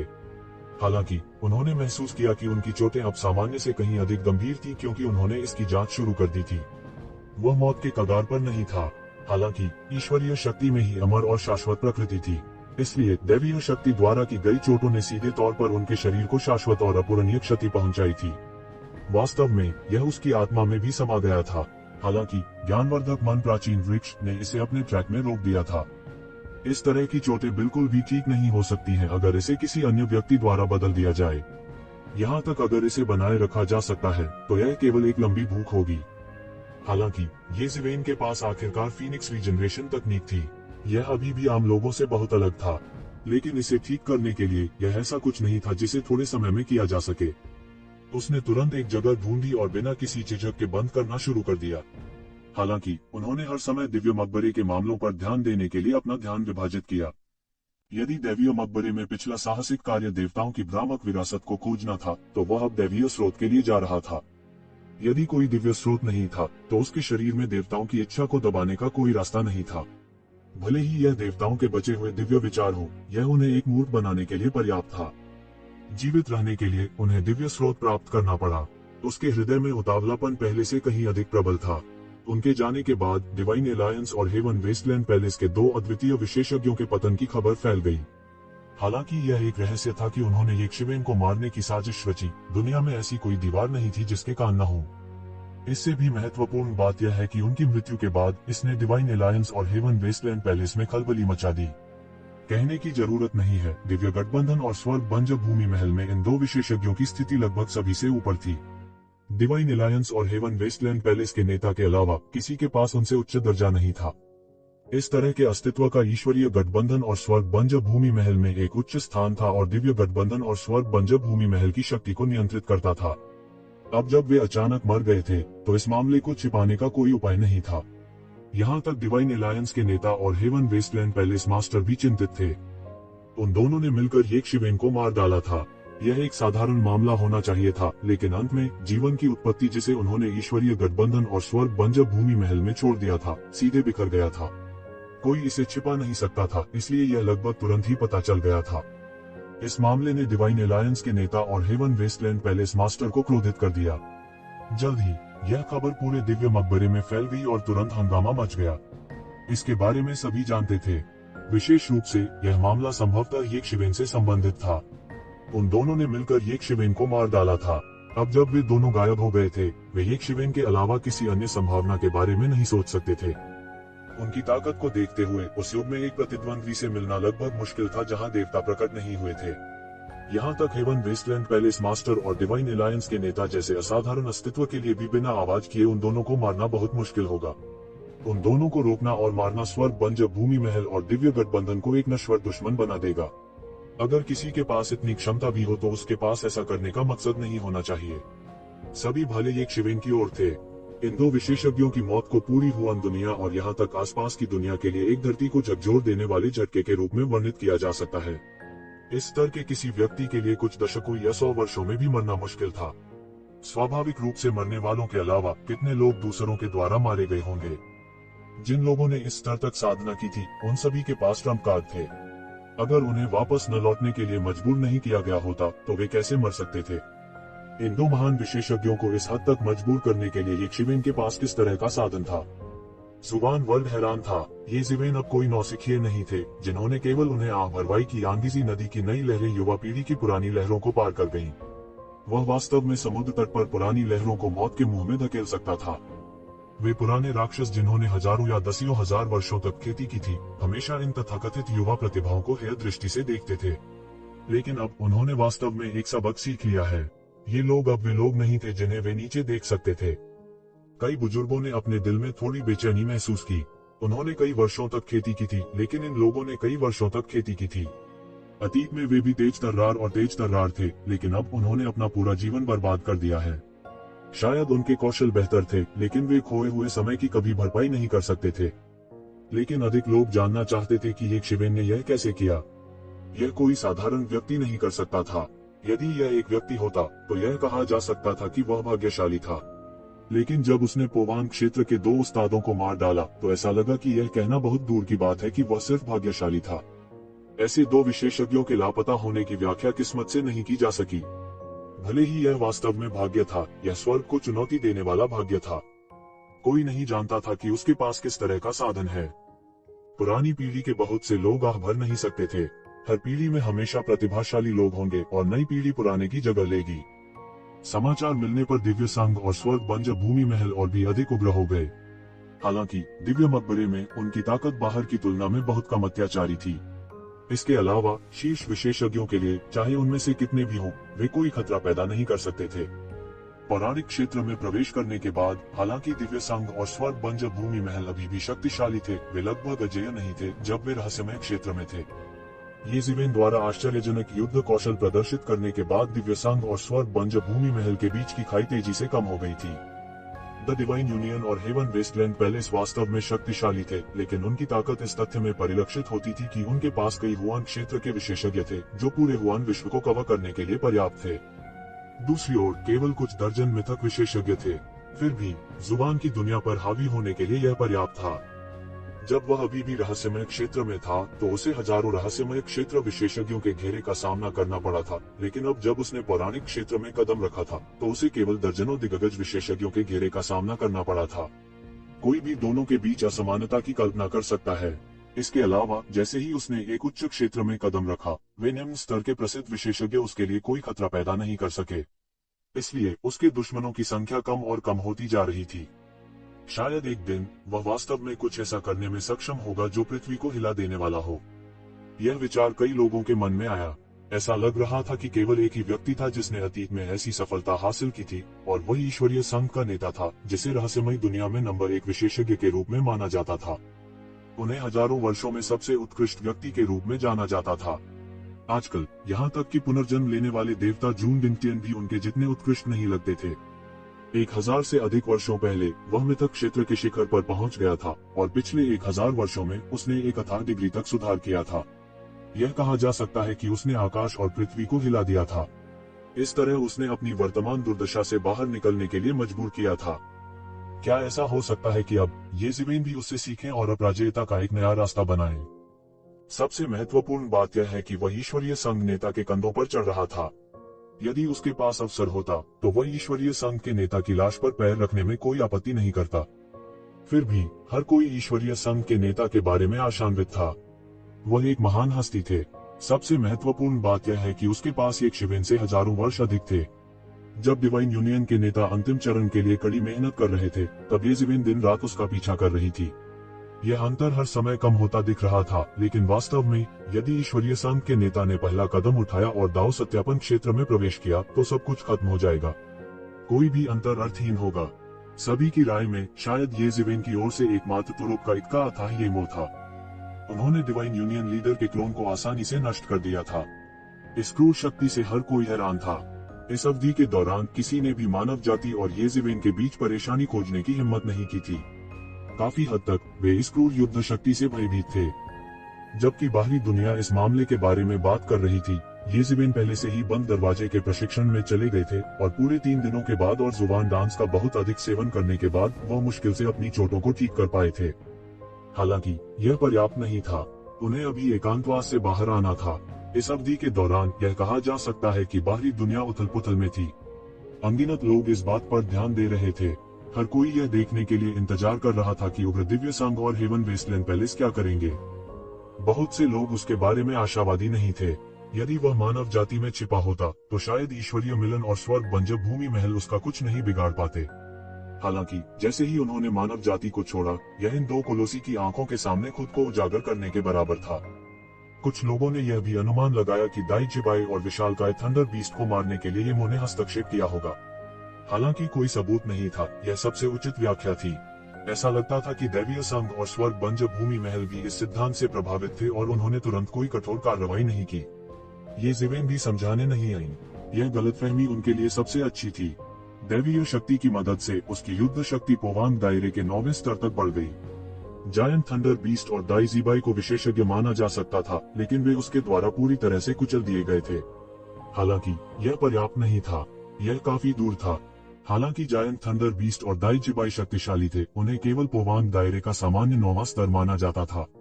यदि वह ईश्वर के स्रोत को छीनना चाहता है, तो उसे ईश्वरीय संघ के नेता, हेवन वेस्टलैंड पैलेस मास्टर और अन्य अद्वितीय विशेषज्ञों के साथ एक भयंकर युद्ध करना होगा। अपनी दैवीय शक्ति के बल पर भी वह इस स्तर के विशेषज्ञों की बराबरी नहीं कर पाता। उस समय डिवाइन यूनियन लीडर के हमशक्ल की युद्ध शक्ति जायंट थंडर बीस्ट और दाई जिबाई से भी अधिक अत्याचारी थी। हालांकि येमो के हाथों में यह कुछ राउंड से अधिक नहीं टिक सका और पूरी तरह से कुचल दिया गया। यह पौराणिक मंच का सच्चा शिखर था, लोगों का एक समूह जो असीम रूप से देवताओं के करीब था। उनकी युद्ध शक्ति जायंट थंडर बीस्ट और दाई जिबाई से कहीं अधिक थी, जो पोवांग दायरे के 9वें स्तर पर भी थे। उसे इन लोगों से परमेश्वर के स्रोत को छीनने का मौका पाने के लिए और आगे जाना था। इसलिए उन्होंने तत्काल कार्रवाई नहीं की। इसके विपरीत उन्होंने बंद दरवाजे के प्रशिक्षण में प्रवेश करते समय दिव्य मकबरे के बारे में बाहरी जानकारी पर ध्यान दिया। समय बीतने के साथ दिव्य मकबरे का गूढ़ रहस्य अंतिम चरण में प्रवेश कर गया था। यद्यपि दैवीय मकबरा स्वाभाविक रूप से बना था और सभी प्रकार के तंत्र और संरचनाएं स्वाभाविक रूप से बनी थी, पौराणिक क्षेत्र के विशेषज्ञ भी असाधारण थे। उनमें से कई के पास बहुत शक्तिशाली साधन थे। भले ही यह दिव्य समाधि थी, फिर भी इसे हल करने का एक तरीका था। ये ज़िवेन ने 2 विशेषज्ञों को मारने के बाद एक लो प्रोफाइल रखा और छिप गया। हालांकि डिवाइन यूनियन और हेवन वेस्टलैंड पैलेस बेहद गुस्से में थे, लेकिन वे कुछ नहीं कर सके क्योंकि उन्हें ये ज़िवेन का ठिकाना नहीं मिला। वे केवल अपने आप को दिव्य मकबरे के मुख्य क्षेत्र की दरार में पूरे जोश में फेंक सकते थे। उसी समय ये ज़िवेन की सफलता भी एक महत्वपूर्ण चरण में प्रवेश कर चुकी थी। ऑब्जर्विंग पर्सन स्क्रिप्चर को संचालित करने के बाद उन्होंने अपने शरीर में सभी क्यूई और रक्त को जुटाया। विशालकाय थंडर बीस्ट और दाई जिबाई की शक्ति भी धीरे धीरे परिवर्तन की महान तकनीक के तहत ये ज़िवेन की अपनी शक्ति में परिवर्तित हो गई थी। भले ही उनकी तुलना दिव्य संघ के नेता और अन्य लोगों के साथ नहीं की जा सकती थी, फिर भी वे पोवांग दायरे के 9वें स्तर पर थे, जो पहले से ही येज़ेवेन की तुलना में बहुत अधिक अत्याचारी था। जब राजसी शक्ति को दबाना बंद नहीं किया गया, तो यह तुरंत ही शिवेन के अंगों और हड्डियों में घुस गई। आमतौर पर वह इतनी बेरहमी से मारने की हिम्मत नहीं करता। इतनी बड़ी मात्रा में ऊर्जा उसके शरीर में विस्फोट का कारण बनेगी। हालांकि उग्र दैवीय शक्ति के कारण हालांकि उनका शरीर गंभीर रूप से घायल हो गया था, लेकिन यह भी दैवीय शक्ति द्वारा पोषित और रूपांतरित हो गया था। वास्तव में परिवर्तन का एक गहरा स्तर था और वह पूरी तरह से उग्र शक्ति का सामना कर सकता था। यही कारण था कि उन्होंने पोवांग दायरे के 9वें स्तर पर 2 विशेषज्ञों की शक्ति और रक्तसार को सीधे निगलने का साहस किया। यह 2 विशेषज्ञों का सबसे आवश्यक हिस्सा था। हालांकि अगर उसने ऐसा नहीं किया तो उसे आगे बढ़ने और पोवांग क्षेत्र के 5वें स्तर पर एक झपट्टा मारने के लिए अभी भी बहुत समय की आवश्यकता होगी, भले ही वह पहले ही पोवांग के 4थे स्तर के शिखर में प्रवेश कर चुका हो। क्षेत्र, हालांकि वह नियमों का पालन करने की साधना थी। उसने सैकड़ों वर्षों तक साधना की थी और पहले ही उन अद्वितीय प्रतिभाओं से कहीं आगे निकल गया था जिन्होंने 1 या 2000 वर्षों तक साधना की थी। स्वाभाविक रूप से वह ऐसे व्यक्ति नहीं थे जो ईमानदारी से नियमों का पालन करते और साधना करते। इसके अलावा हालांकि उसने पोवांग दायरे के 9वें स्तर पर 2 विशेषज्ञों को मार डाला था, लेकिन इससे उसे गर्व नहीं हुआ। इसके बजाय इसने उसे समझा दिया कि उसके और दिव्य संघ के नेता, रसातल के भगवान और अन्य लोगों के बीच की खाई बस अकल्पनीय थी।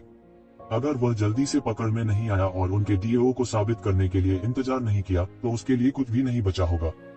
एक छिपी हुई घाटी में येज़ेवेन शून्य में पालथी मारकर बैठी थी। उनका शरीर लगातार ऊपर नीचे हो रहा था, उठ रहा था और गिर रहा था। स्वर्ण देवियों की लहरें लगातार प्रस्फुटित हो रही थीं, दुनिया को एक सुनहरे समुद्र में रंग रही थीं। इस सुनहरे सागर में, इस सुनहरे साम्राज्य में वही सच्चा परमेश्वर था, वही एकमात्र शासक था।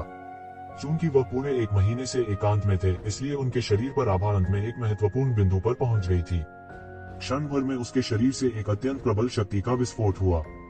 उनके शरीर में हुआ गोन ग्रेड तकनीक द्वारा महान विशेषज्ञों के अंतहीन रक्तसार और शक्ति को उनके शरीर में अवशोषित किया जा रहा था। हालांकि उनका अत्याचारी शरीर अगले स्तर तक आगे नहीं बढ़ा, लेकिन यह भी लगातार आगे बढ़ रहा था। इससे भी महत्वपूर्ण बात यह है कि पोवांग क्षेत्र के 5वें स्तर की बाधा पर हमला करते हुए बार बार उसकी शक्ति लगातार बढ़ रही थी। यह बैरियर उसके सामने पड़ा था। जब तक वह इस बाधा को पार कर सकता था, तब तक उसकी साधना में भी भूकंपन परिवर्तन होते रहेंगे। पोवांग क्षेत्र में प्रत्येक क्षेत्र के बीच का अंतर बादलों और कीचड़ की तरह था। यह उल्लेख नहीं करने के लिए कि जैसे ही उसने पोवांग क्षेत्र के 5वें स्तर में कदम रखा, उसकी लड़ने की शक्ति की तुलना पोवांग क्षेत्र के 7वें स्तर से भी की जा सकती थी, जो कि पौराणिक क्षेत्र का अंतिम चरण, वे पुराने राक्षस जो हजारों वर्षों से अभ्यास कर रहे थे। एक झपट्टा में वह वास्तव में रहस्यमय दुनिया में महान विशेषज्ञों के उच्च स्तरीय रैंक में प्रवेश कर गया था। यहाँ तक दिग्गज विशेषज्ञों के बीच भी उन्हें बिल्कुल महत्वहीन व्यक्ति नहीं माना जा सकता था। उसके शरीर में रक्तसार एक उग्र समुद्र की तरह था, एक बार ड्रैगन की तरह बढ़ रहा था। रक्त की एक लंबी नदी में संघनित हो गया था, जो कि ब्रह्मांड के माध्यम से तोड़ने में सक्षम था, एक अकल्पनीय सीमा तक अत्याचारी था। बाधा पर हमला करने की प्रक्रिया में रक्तसार की लहरें भस्म हो गईं, लेकिन येज़ेवेन आश्चर्यचकित नहीं थे, न ही उन्होंने व्यथित महसूस किया। जब तक वह पोवांग दायरे के 5वें स्तर पर कदम रख सकते थे, तब तक सब कुछ इसके लायक होगा। त्यानयुवान दर्पण के अंदर जुबान कोर भी लगातार जल रहा था, लिंकी की एक लंबी नदी का निर्माण कर रहा था, जो उसके शरीर में बहती थी, लगातार शक्ति में परिवर्तित हो रही थी, लगातार बढ़ती जा रही थी, लगातार उसके उपभोग किए गए क्यूई और रक्त को पूरक कर रही थी। गरीब अध्ययन, मार्शल आर्ट का समृद्ध अभ्यास अपने आप में ऐसा कुछ नहीं था जिसे गरीब लोग अभ्यास कर सकते थे। मार्शल आर्ट जितना गहरा होगा, उतना ही अधिक धन का उपभोग होगा। येज़ेवेन जैसे लोगों के लिए, जो लगभग एक जंगली लोमड़ी परिवार से आते हैं, यदि सभी प्रकार के आकस्मिक मुकाबलों के लिए नहीं, तो वह अभी भी जेनबुजी में घुल मिल सकते हैं। कुछ ही समय में एक और अरब हुआनकोर जल गया था और अपने शरीर में देवताओं की इच्छा को दबाने के लिए उसने जितने हुआनकोर का उपभोग किया था, वह एक सांस में 10 अरब से भी अधिक था, जिससे उसकी संपत्ति बढ़ गई एक बार में आधे से ज्यादा सिकुड़ना। यदि दूसरों को इसके बारे में पता होता, तो वे शायद इस विलक्षण पुत्र को शाप देते। भले ही वह एक उड़ाऊ पुत्र होता, ऐसा विलक्षण पुत्र नहीं होता। इसने उसे कम से कम संभव समय में ईश्वर के स्रोत को खोजने के लिए और भी दृढ़ संकल्पित कर दिया। 1 महीने के समय के बाद दिन और रात वह पोवांग क्षेत्र के 6ठे स्वर्ग पर काम कर रहा था। पोवांग क्षेत्र के 6ठे स्वर्ग के स्थानों का विश्लेषण और समझ कर रहा था। अंत में उन्होंने कुछ प्रगति देखी। टकराना, उसके शरीर से एक जोरदार धमाका हुआ, जो दिव्यता के एक सुनहरे समुद्र में बदल गया, जो सभी दिशाओं में बह गया। पूरी घाटी लगभग धराशायी हो गई थी। ये जिवेन, जो शून्य में तैर रही थी, एक भगवान की तरह लग रही थी। वह आकाश में सूर्य के समान दिखाई देता था। इसके तुरंत बाद एक और भी अधिक प्रतापी शक्ति सीधे बाहर निकली। उसके शरीर में जो अवरोध नहीं टूट पाया था, वह आखिरकार इस 1 महीने में टूट गया। उसके शरीर में ऊर्जा एक बार फिर छलांग और सीमा से बढ़ गई। यह ऐसा था जैसे एक छोटी सी धारा अचानक एक बड़ी नदी में बदल गई हो। उन्होंने बड़ी प्रगति की थी। ओवान के 5वें स्वर्ग में कदम रखने के बाद उनकी दृष्टि स्पष्ट थी और वे स्वर्ग और पृथ्वी के कुछ अस्पष्ट दाव को समझ सकते थे। कहा जा सकता है कि उसकी ताकत में पृथ्वी को हिला देने वाले परिवर्तन हुए थे, लेकिन इस बल को उसके द्वारा जल्दी से रोक दिया गया, पहले की तरह उसी स्तर पर लौट आया। ऊपर तो ज्यादा फर्क नहीं था, लेकिन भीतर का फर्क वही समझ सकता था। वह पहले जैसा नहीं रहा। यह कहा जा सकता है कि बादल और कीचड़ में अंतर था। ये जिवेन धीरे से उठ खड़ी हुई। पोवान क्षेत्र के 5वें स्वर्ग में कदम रखने के बाद वह 7वें स्वर्ग के पोवान क्षेत्र के विशेषज्ञों को हराने के लिए विभिन्न तरीकों का इस्तेमाल भी कर सकता था। उसके शरीर में छिपी हुई दिव्य शक्ति के साथ मिलकर उसे यह भी विश्वास था कि वह ईश्वरीय संघ के नेता और अन्य लोगों के साथ प्रतिस्पर्धा कर सकता है। वे कितने भी शक्तिशाली क्यों न हो, वे केवल मिथक थे। हालांकि ये जिवेन अलग थी। वह दैवीय शक्ति का उपयोग कर सकता था, जो एक प्रकार की विसंगति थी। जब वह एकांत में साधना कर रहा था, तो सभी ने भगवान के मकबरे के केंद्र पर हमले में सफलता हासिल कर ली थी। कई मिथक विशेषज्ञ इस मामले पर ध्यान दे रहे थे, खासकर कमजोर मिथक विशेषज्ञ। वे वहां बारीकी से प्रतीक्षा कर रहे थे, क्योंकि वे अच्छी तरह जानते थे कि उन पुराने राक्षसों की तुलना में जो कई वर्षों से प्रसिद्ध थे और जिनके पास अथाह शक्ति थी, उनकी ताकत बस पर्याप्त नहीं थी। उनके लिए केवल एक ही संभावना थी कि वे परमेश्वर के स्रोत और परमेश्वर के खोल को छीन लें, और वह था पहला कदम उठाना। तभी कोई संभावना होगी। अन्यथा, यदि ईश्वरीय संघ के नेता और अन्य लोगों ने इसे प्राप्त कर लिया, तो उनके लिए हिस्सा पाने का कोई रास्ता नहीं होगा। इसलिए वास्तव में दैवीय मकबरे के मूल पर हमला करने की प्रक्रिया में ये साधारण मिथक विशेषज्ञ वास्तविक शक्ति केंद्र थे।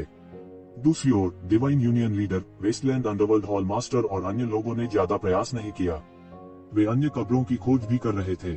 आखिरकार यह मकबरों का इतना बड़ा समूह था, इसलिए उनमें से कोई भी उन्हें असाधारण फसल देने के लिए पर्याप्त होगा। दिव्य मकबरे के मुख्य भाग के टूटने की खबर अचानक फैल गई। जब सभी ने सोचा कि अभी भी एक अंतर है, तो वे अचानक सफल हो गए और दिव्य मकबरे के बड़े ढांचे को तोड़ दिया। यह खबर फैलते ही दैवीय समाधि में सक्रिय मिथक विशेषज्ञों में खलबली मच गई। हर कोई तुरंत दिव्य मकबरे के मूल में पहुंचा। स्वाभाविक रूप से ये जिवेन भी उनमें से एक थी। हुश, हुश, हुश। दैवीय मकबरे का केंद्र एक अतुलनीय रूप से विशाल भूमिगत मकबरा था, जो प्राकृतिक रूप से बना था और प्राकृतिक सरनियों से घिरा हुआ था। हमला करना बेहद मुश्किल था। इस बार इसे बेवजह खोल दिया गया था। अनगिनत मिथक विशेषज्ञ एक के बाद एक उलटे गए। हालांकि भगवान की कब्र एक छोटी सी दुनिया से कम नहीं थी और बहुत बड़ी थी, यह इन मिथक विशेषज्ञों के लिए कुछ भी नहीं थी। उन्होंने जगह को खोल दिया और खबर मिलने के काफी देर बाद पहुंचे। कुछ समय बाद ही कई मिथक विशेषज्ञ कब्र के बाहर जमा हो गए थे। हालांकि कोई मिथक विशेषज्ञ नहीं था जो पहले पहुंचा, क्योंकि मकबरे के अंदर लगातार गहरे हरे रंग का धुआं निकल रहा था।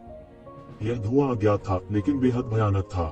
इस धुएं से शून्य जल गया था, एक असीम मौलिक अराजकता प्रकट कर रहा था। धुआं बस मौलिक अराजकता में बह गया। हालांकि इसकी वजह यह भी रही कि धुआं बाहर नहीं फैला, नहीं तो सभी को बहुत दूर पीछे हटना पड़ता। बहुत जल्द किसी ने निर्णय लिया, यह दिव्य समाधि की माया होनी चाहिए। यह मायास्मा बहुत भयानक था और मिथक विशेषज्ञ भी इस मिस्मा के जलने का सामना नहीं कर सके। थोड़ी ही देर में वे जलकर राख हो जाएंगे और उनकी हड्डियां भी न रहेंगी। कई घंटे बीत चुके थे, लेकिन यह अमल अब भी लगातार बढ़ रहा था। हर कोई थोड़ा चिंतित था और शक्तिशाली और हिंसक दैवीय इंद्रियां लगातार बाहर निकल रही थीं। ये शक्तिशाली मिथक विशेषज्ञ थोड़े चिंतित थे, क्योंकि वे अच्छी तरह जानते थे कि वे दिव्य मकबरे के केंद्र में घूम रहे थे और इसके करीब होने का उन्हें फायदा था। हालांकि अगर उन अत्याचारी विशेषज्ञों को भी खबर मिली और वे दौड़ पड़े, तो सब कुछ खत्म हो गया होगा। वे अत्याचारी विशेषज्ञ अपने पीछे ईश्वरीय स्रोत और गहन अंतर्दृष्टि कैसे छोड़ सकते हैं। इस समय ये जिवेन भी चुपचाप दैवीय मकबरे के केंद्र की ओर भागी। हालांकि वह बहुत शांत था। इस अवधि के दौरान ये जिवेन, जिसने थंडरबीस्ट और दाई चिबाई को मार डाला था, अभी भी सभी के ध्यान का केंद्र और केंद्र बिंदु था। विशेष रूप से, हालांकि सभी ने पुष्टि की थी कि दो विशेषज्ञों की सबसे अधिक संभावना ये जिवेन के हाथों हुई थी, फिर भी हर कोई ये जिवेन के तुरुप के पत्ते के बारे में चर्चा कर रहा था। तमाम तरह की अटकलें थीं, लेकिन बिना किसी अपवाद के उन सभी ने महसूस किया कि यह पेन में सिर्फ एक फ्लैश था और यह लंबे समय तक नहीं चल सकता था। अन्यथा क्या यह प्राकृतिक व्यवस्था के विरुद्ध नहीं होगा?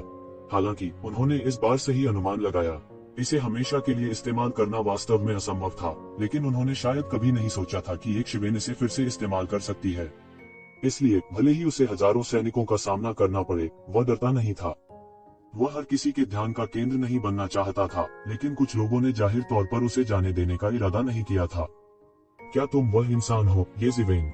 अचानक शून्य से एक दबी हुई आवाज आई। आसपास की जगह जो खाली लग रही थी, अचानक उसमें से एक विशाल आकृति धीरे धीरे निकली। ये सभी विशेषज्ञ अंतरिक्ष में छिपे हुए थे। भले ही दूसरों की धारणा से छिपाना मुश्किल हो, फिर भी उन्होंने छिपना चुना। येज़ेवेन ने देखा कि उसे खोज लिया गया था, इसलिए उन्होंने दिखावा नहीं किया। वह एक कदम आगे बढ़ा और अपने छिपने के स्थान से बाहर चला गया। उसने चारों ओर देखा और देखा कि यह एक अतुलनीय विशालकाय था, जिसका पूरा शरीर कांसे में ढला हुआ प्रतीत हो रहा था। येज़ेवेन ने अचानक अपनी आंखें खोली जब उसने अपने शरीर पर आभा को महसूस किया। यह टाइटन था। उसके शरीर पर राजसी आभा ने येज़ेवेन की दूर की और धूल भरी यादों को फिर से जीवंत कर दिया। यह टाइटन की आभा थी। दूसरे भगवान को अतीत में येज़ेवेन ने हराया था। उसके पास टाइटन की रक्त रेखा थी। यह मानव जाति में एक विशेष रक्त रेखा भी थी। इसे टाइटन की बॉडी कहा जाता था। यह स्पष्ट था कि उनके पूर्वजों के पास टाइटन की रक्त रेखा थी और उन्हें यह विशेष रक्त रेखा विरासत में मिली थी। हालांकि उसके सामने का व्यक्ति अलग था। उसके शरीर में टाइटन की रक्त रेखा बहुत समृद्ध थी। वास्तव में यह टाइटन के शरीर से कहीं अधिक शक्तिशाली था। दूसरा भगवान। उस लड़ाई ने एक शिवेन पर गहरी छाप छोड़ी थी। यह पहली बार था कि वह इतनी भयंकर लड़ाई में पड़ गया था। इसके अलावा जब उसका अत्याचारी शरीर महान सिद्धि के चरण तक नहीं पहुंचा था, तब उसे शरीर साधक के सबसे शक्तिशाली प्रतिद्वंद्वी का सामना करना पड़ा था। यह कहा जा सकता है कि उस लड़ाई में दोनों पक्षों को नुकसान हुआ था। हालांकि वह अंत में शीर्ष पर आ गया था और अंतिम जीत हासिल कर ली थी। इसलिए उन्हें इस महान और शक्तिशाली दौड़ की गहरी समझ थी जो ड्रैगन रेस को चुनौती दे सकती थी। अफवाहों के अनुसार विशुद्ध टाइटन कई साल पहले विलुप्त हो गया था। उसके सामने वाला व्यक्ति टाइटन नहीं हो सकता है, लेकिन उसके पास शायद एक टाइटन का खून था। इसलिए उन्हें दूसरे भगवान के रूप में एक ही सांस में वर्णित नहीं किया जा सका। वह आदमी, क्या वह टाइटन है? वह वास्तव में एक टाइटन है। उसके शरीर पर आभा और उसकी लंबी आकृति। हाँ, वह एक टाइटन है। इसके अलावा वह एक साधारण टाइटन नहीं है। वह टाइटन्स के बीच एक रईस है। हाँ, उसे कांस्य टाइटन होना चाहिए। ये अफवाह है कि यद्यपि टाइटन कबीले को कई कुलों में विभाजित किया गया है, लेकिन उनमें से अभिजात सभी कांस्य टाइटन्स, सिल्वर टाइटन्स और गोल्डन टाइटन्स हैं। उनमें से गोल्डन टाइटन सबसे दुर्लभ है। हर गोल्डन टाइटन एक अजेय अत्याचारी गुरु है। यह कहा जा सकता है कि वे अपने साथियों के बीच अजेय हैं। उनके लिए एक योग्य प्रतिद्वंद्वी से मिलना दुर्लभ है। हालांकि कांस्य टाइटन्स गोल्डन टाइटन्स जितने अच्छे नहीं हैं, उन्हें टाइटन कबीले के कुलीन भी माना जाता है। उन्हें बेहद अत्याचारी कहा जा सकता है। यह दिलचस्प है, लंबे समय से गायब हुए टाइटन्स वास्तव में दिखाई दिए हैं। इसके अलावा वे टाइटन कबीले के अभिजात वर्ग हैं। हालांकि वे कांस्य टाइटन्स जितने अच्छे नहीं हैं, मुझे डर है कि हमारे बीच बहुत से लोग नहीं हैं, उनका मुकाबला कौन कर सकता है। सभी अचानक चर्चा करने लगे।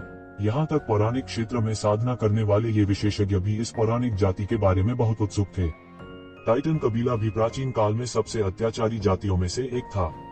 वे उन कुछ जातियों में से एक थे जो सीधे ड्रैगन कबीले के साथ प्रतिस्पर्धा कर सकती थी। कोई भी टाइटन एक अत्यंत शक्तिशाली विशेषज्ञ होगा जिस क्षण वे पैदा हुए थे, विशेष रूप से कांस्य टाइटन्स। वे टाइटन्स के बीच रईस थे। पौराणिक अवस्था के शिखर तक पहुंचने के लिए उन्हें अधिक साधना करने की आवश्यकता नहीं थी। उनके पास समय की कमी थी।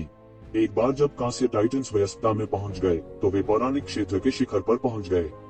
यदि उनके पास अवसर होता, तो उनके लिए अपनी ताकत साबित करना बहुत आसान होता। सिल्वर टाइटन्स, जो कांस्य टाइटन्स की तुलना में एक उच्च स्तर की अफवाह थी, और भी दुर्लभ थे। जब तक वे वयस्कता तक पहुंचेंगे, उनके पास अपने दांव को साबित करने की ताकत होगी। वे ईश्वर स्तर की शक्ति के साथ पैदा हुए थे। यह दौड़ कितनी भयानक थी। पौराणिक गोल्डन टाइटन्स का जिक्र नहीं, वे ईश्वर स्तर की शक्ति के साथ पैदा हुए थे। जब वे वयस्कता में पहुंचे, तो वे देवताओं के बीच अजेय स्वामी बन गए। ये वे नस्लें थीं जो प्राचीन काल में मौजूद थीं। उन भयंकर जातियों की तुलना में जो उस भयंकर युग में मौजूद थी, ये काफी कम थी। येज़ेवेन ने अपनी आंखें सिकोड़ लीं। उसने टाइटन्स के महापुरुषों के बारे में भी सुना था। आखिरकार टाइटन के शरीर से निपटने के लिए दूसरे भगवान ने बहुत तैयारी की थी। उनमें से कई मिथक और किंवदंतियां थीं। हालांकि यह उन मिथकों और किंवदंतियों से देखा जा सकता है कि टाइटन की दौड़ बेहद भयानक थी। वह उस खूनी लड़ाई में लगभग अपना जीवन खो चुका था। येज़ेवेन का अत्याचारी शरीर उस समय महान सिद्धि स्तर तक नहीं पहुंचा था। दूसरा भगवान उसी जगह मारा गया होता अगर वह उसी दायरे में होता जहाँ ये जीवेन अभी है। एक ही सांस में उनका जिक्र नहीं हो सकता था। उसके अत्याचारी शरीर का पराक्रम कई गुना बढ़ गया था। ये जीवेन को यकीन था कि अगर उसका सामना करना पड़ा तो भी वह दिग्गज गोल्डन टाइटन के साथ मारपीट करने की हिम्मत करेगा। बेशक यह इस परिस्थिति में था कि वे एक ही दायरे में थे। हालांकि यह अफवाह थी कि जब गोल्डन टाइटन का जन्म हुआ था तब वह पहले से ही दाव पुष्टिकरण स्तर पर था। ये जीवेन को डर था कि अगर उसका सामना एक नवजात बच्चे से हुआ तो भी वह उसका विरोधी नहीं होगा। हालांकि गोल्डन टाइटन्स के बीच भी किंवदंतियां थीं। सैकड़ों हजारों वर्षों में उनमें से एक या दो भी नहीं हो सकते हैं। क्या तुम मुझे जानते हो? ये जीवेन ने अपनी आंखें सिकोड़ लीं। आसपास की दुनिया में बहुत सारे दिग्गज उस्ताद थे। हालांकि उन्होंने टाइटन जाति के शक्तिशाली अस्तित्व के बारे में नहीं सुना था। ऐसा लग रहा था कि यह बहुत संभव है कि वह किसी दूर दुनिया से आया हो, अन्यथा हर कोई इतना हैरान नहीं होता। हालांकि यह आश्चर्यजनक नहीं था क्योंकि दिव्य मकबरे खोले गए थे। मैंने सुना है कि कुछ लोग आपका जिक्र करते हैं, वे सभी आपकी प्रशंसा आसमान तक करते हैं। हालांकि यह पता चला है कि आप बस इतने ही हैं। मैं वास्तव में निराश हूँ, ब्रॉन्ज टाइटन ने बहुत निराश नजर से ठंडेपन से कहा। मैंने सोचा कि मनुष्यों के बीच एक नायक भी प्रकट हुआ है। हालांकि यह पता चला है कि आप बस इतने ही हैं। तुमने यह किससे सुना? हालांकि ब्रॉन्ज टाइटन का लहजा काफी तिरस्कारपूर्ण था, यक्षिवेन ने इस पर ध्यान देने की जहमत नहीं उठाई। हालांकि उन्हें उस व्यक्ति में काफी दिलचस्पी थी जिसने उनका उल्लेख किया था। मैंने सुना है किनली ने आपका जिक्र किया। उन्हें एक चरित्र माना जाता है। मैंने सोचा कि आपको अच्छा होना चाहिए क्योंकि उन्होंने आपका उल्लेख किया है। हालांकि ऐसा लगता है कि आप बस इतने ही हैं। कांस्य टाइटन ने बिना किसी हिचकिचाहट के कहा। टॉड की तरह जम्हाई लेना, कितना बड़ा स्वर है। ये जीवेन ने अपनी आंखें सिकोड़ ली, अपनी बाहों को मोड़ लिया और ठंडेपन से कहा, मुझे अपना नाम बताओ। चूंकि तुमने किनली का उल्लेख किया है, मैं वादा करता हूँ कि मैं तुम्हें मारकर नहीं मारूंगा। हाँ, क्या मजाक है? कांस्य टाइटन अचानक उग्र हो गया। एक धमाके के साथ उसकी आवाज एक बड़ी घंटी की तरह गगनभेदी थी। वे जहाँ भी गए उनका हमेशा सम्मान किया गया। उसे कब हेय दृष्टि से देखा गया था। मैं देख रहा हूँ कि आप काफी सक्षम हैं। मैंने सुना है कि आपने हमारे टाइटन ब्लडलाइन से इंसानों को भी हरा दिया है। यदि आप इस वजह से टाइटन रेस को हेय दृष्टि से देखते हैं तो आप गंभीर रूप से गलत हैं। हमारी रक्त रेखा वाले मनुष्य केवल अशुद्ध रक्त रेखा वाले संकर हैं। वे हमसे शुद्ध रक्त वाले टाइटन से बहुत हीन हैं। आसपास के कई लोगों की सांसें फूल गईं। उनके सामने कांस्य टाइटन के शब्दों से वह वास्तव में एक शुद्ध रक्त वाला टाइटन था। हे भगवान, क्या यह नहीं कहा गया था कि प्राचीन जाति विलुप्त हो गई थी? अभी भी शुद्ध रक्त वाला टाइटन कैसे हो सकता है? यह बिल्कुल अकल्पनीय था। रक्त रेखा और शुद्ध रक्त वाले प्राणी एक ही बात नहीं थे। एक शुद्ध रक्त वाला प्राणी था और दूसरा एक उपप्रजाति थी। कोई तुलना ही नहीं थी, खासकर उन शक्तिशाली जातियों के लिए जो प्राचीन काल में हावी थीं। उनके लिए रक्त रेखा जितनी शुद्ध होगी, ताकत उतनी ही मजबूत होगी। वे इस तरह के अत्याचारी अस्तित्व को पहले कैसे नहीं देख सकते थे? खासतौर पर शुद्ध खून वाला टाइटन। इसे नजरअंदाज करना उनके लिए बिल्कुल नामुमकिन था। मैं तुम्हें नीचे देख रहा हूँ। तो क्या हुआ? तुम बस एक छोटे बच्चे हो जो वयस्कता तक भी नहीं पहुँचे हैं। तुम वास्तव में बात करने के लिए वयस्कों की नकल कर रहे हो? क्या मजाक है? ये जीवेन का चेहरा अचानक नीचे की ओर खींच गया और उसने अशिष्टता से कहा। आसपास के बहुत से लोग यक्षिवेन की बातें सुनकर हंसे बिना नहीं रह सके। जब तक कांस्य टाइटन वयस्कता तक पहुंच गया तब तक यह पौराणिक क्षेत्र का शिखर होगा। जब तक मौका था वह खुद को साबित कर सकता था। खुद को साबित करने की संभावना आम लोगों से कहीं अधिक है। यहाँ तक अगर यह खेती नहीं करता है तो यह वयस्कता तक पहुँचने पर पौराणिक क्षेत्र का शिखर होगा। दूसरी ओर, यदि इसने पौराणिक क्षेत्र के शिखर तक साधना नहीं की थी तो क्या इसका अर्थ यह नहीं था कि यह वयस्कता तक नहीं पहुंची थी? हालांकि ये हजारों साल पुराना हो सकता है, ये जीवेन की नजर में यह अभी भी एक छोटा बच्चा था जो वयस्कता तक नहीं पहुंचा था। यह सोचकर कई लोग हंसे बिना नहीं रह सके। ब्रॉन्ज टाइटन इतना गुस्से में था कि उसका चेहरा लाल हो गया। इसने अपने कॉपर ग्रीन बॉडी के साथ एक तीव्र विपरीत बनाया। बूम! ब्रॉन्ज टाइटन ने आखिरकार अपने गुस्से के तहत हमला किया। इसने एक झटके में सीधा हमला कर दिया। शून्य में इसने अनगिनत तूफानों को सीधे कुचल दिया। यह अफवाह थी कि हर टाइटन तूफान का बच्चा था। उनमें तूफानों को नियंत्रित करने की शक्ति थी। वे लगभग तूफानों को नियंत्रित करने के लिए पैदा हुए थे। सामान्य लोगों को पवन विशेषता के नियमों को नियंत्रित करने के लिए विभिन्न प्रकार की साधना से गुजरना पड़ सकता है। हालांकि वे तूफानों को नियंत्रित करने की शक्ति के साथ पैदा हुए थे। यह आम लोगों की समझ के दायरे से बहुत परे था। जब ब्रॉन्ज टाइटन ने अपनी चाल चली तो येजीवेन ने अचानक महसूस किया कि उसके शरीर के चारों ओर आत्मा की ऊर्जा का प्रवाह रुक गया है। सब कुछ सील कर दिया गया था। वह यह भी महसूस कर सकता था कि उसकी सांस नियंत्रित हो गई थी। यह तूफानों को नियंत्रित करने की जन्मजात क्षमता की शक्ति थी। उसकी विशाल हथेली बाहर निकली और तुरंत एक तूफान में बदल गई जिसने आकाश को भर दिया। यह एक बहुत बड़ा तूफान था जिसने अंतरिक्ष को तहस-नहस कर दिया। इसने सब कुछ बिखर गया और येशिवेन की ओर फट गया। येशिवेन ने एक बार दूसरे भगवान की तूफानों को नियंत्रित करने की क्षमता देखी थी। हालांकि यह केवल एक प्रारंभिक क्षमता थी। तो दूसरे भगवान और इस कांस्य टाइटन के बीच का अंतर बादलों और कीचड़ के बीच के अंतर जैसा था। वे एक ही दायरे में नहीं थे। तेज जीभ वाले मानव, जब आप नरक में जाते हैं तो महान टाइटन का अपमान करने के अपने पाप के लिए ग्रिम रीपर से पश्चाताप करें। तूफान से कांस्य टाइटन की ठंडी आवाज आई। वह हमला करते ही येशिवेन को मारना चाहता था। उन्होंने वह ताकत दिखाई जो पोवांग दायरे के 7वें स्तर के सामान्य मास्टर से कहीं आगे थी। यह ठीक इसलिए था क्योंकि उसके पास इतनी ताकत थी कि जब उसने देखा कि येशिवेन पोवांग क्षेत्र के केवल 5वें स्तर पर है तो वह वास्तव में निराश हो गया था। भाड़ में जाओ, मैं देखना चाहता हूँ कि दुनिया में कौन नरक में जाना चाहता है। येशिवेन का बड़ा हाथ शून्य की ओर बढ़ गया। उसने एक सुनहरी लंबी तलवार पकड़ी और सीधे नीचे गिरा दी। टकराना, एक अतुलनीय जोरदार टक्कर की आवाज सुनाई दी। तूफान में छिपी लंबी तलवार और बड़ा हाथ आपस में जमकर टकराए। यह सोने और लोहे के टकराने की आवाज जैसा था और वास्तव में चिंगारी सभी दिशाओं में उड़ गई। तुम दिव्य विचारों से संघनित एकमात्र तलवार से मुझे चोट पहुंचाना चाहते हो। तुम अभी भी इससे बहुत दूर हो। ब्रॉन्ज टाइटन के बड़े हाथ ने अचानक येशिवेन की तलवार के इरादे वाली लंबी तलवार को चटका दिया और सीधे कुचल दिया। फिर बड़ा हाथ अचानक येशिवेन की ओर पटक दिया, उस जगह की ओर फिसल गया जहां येशिवेन खड़ी थी। ऐसा लग रहा था मानो एक थप्पड़ के नीचे सब कुछ ढह जाएगा। उस महत्वपूर्ण क्षण में येशिवेन सीधे किनारे की ओर चली गई और पंजे के इस हमले से बचने के लिए 100 मील दूर पीछे हट गई। तुम बहुत अच्छी तरह दौड़ सकते हो, हालांकि यह बेकार है। मेरी पूरी ताकत के सामने तुम मेरे विरोधी नहीं हो सकते।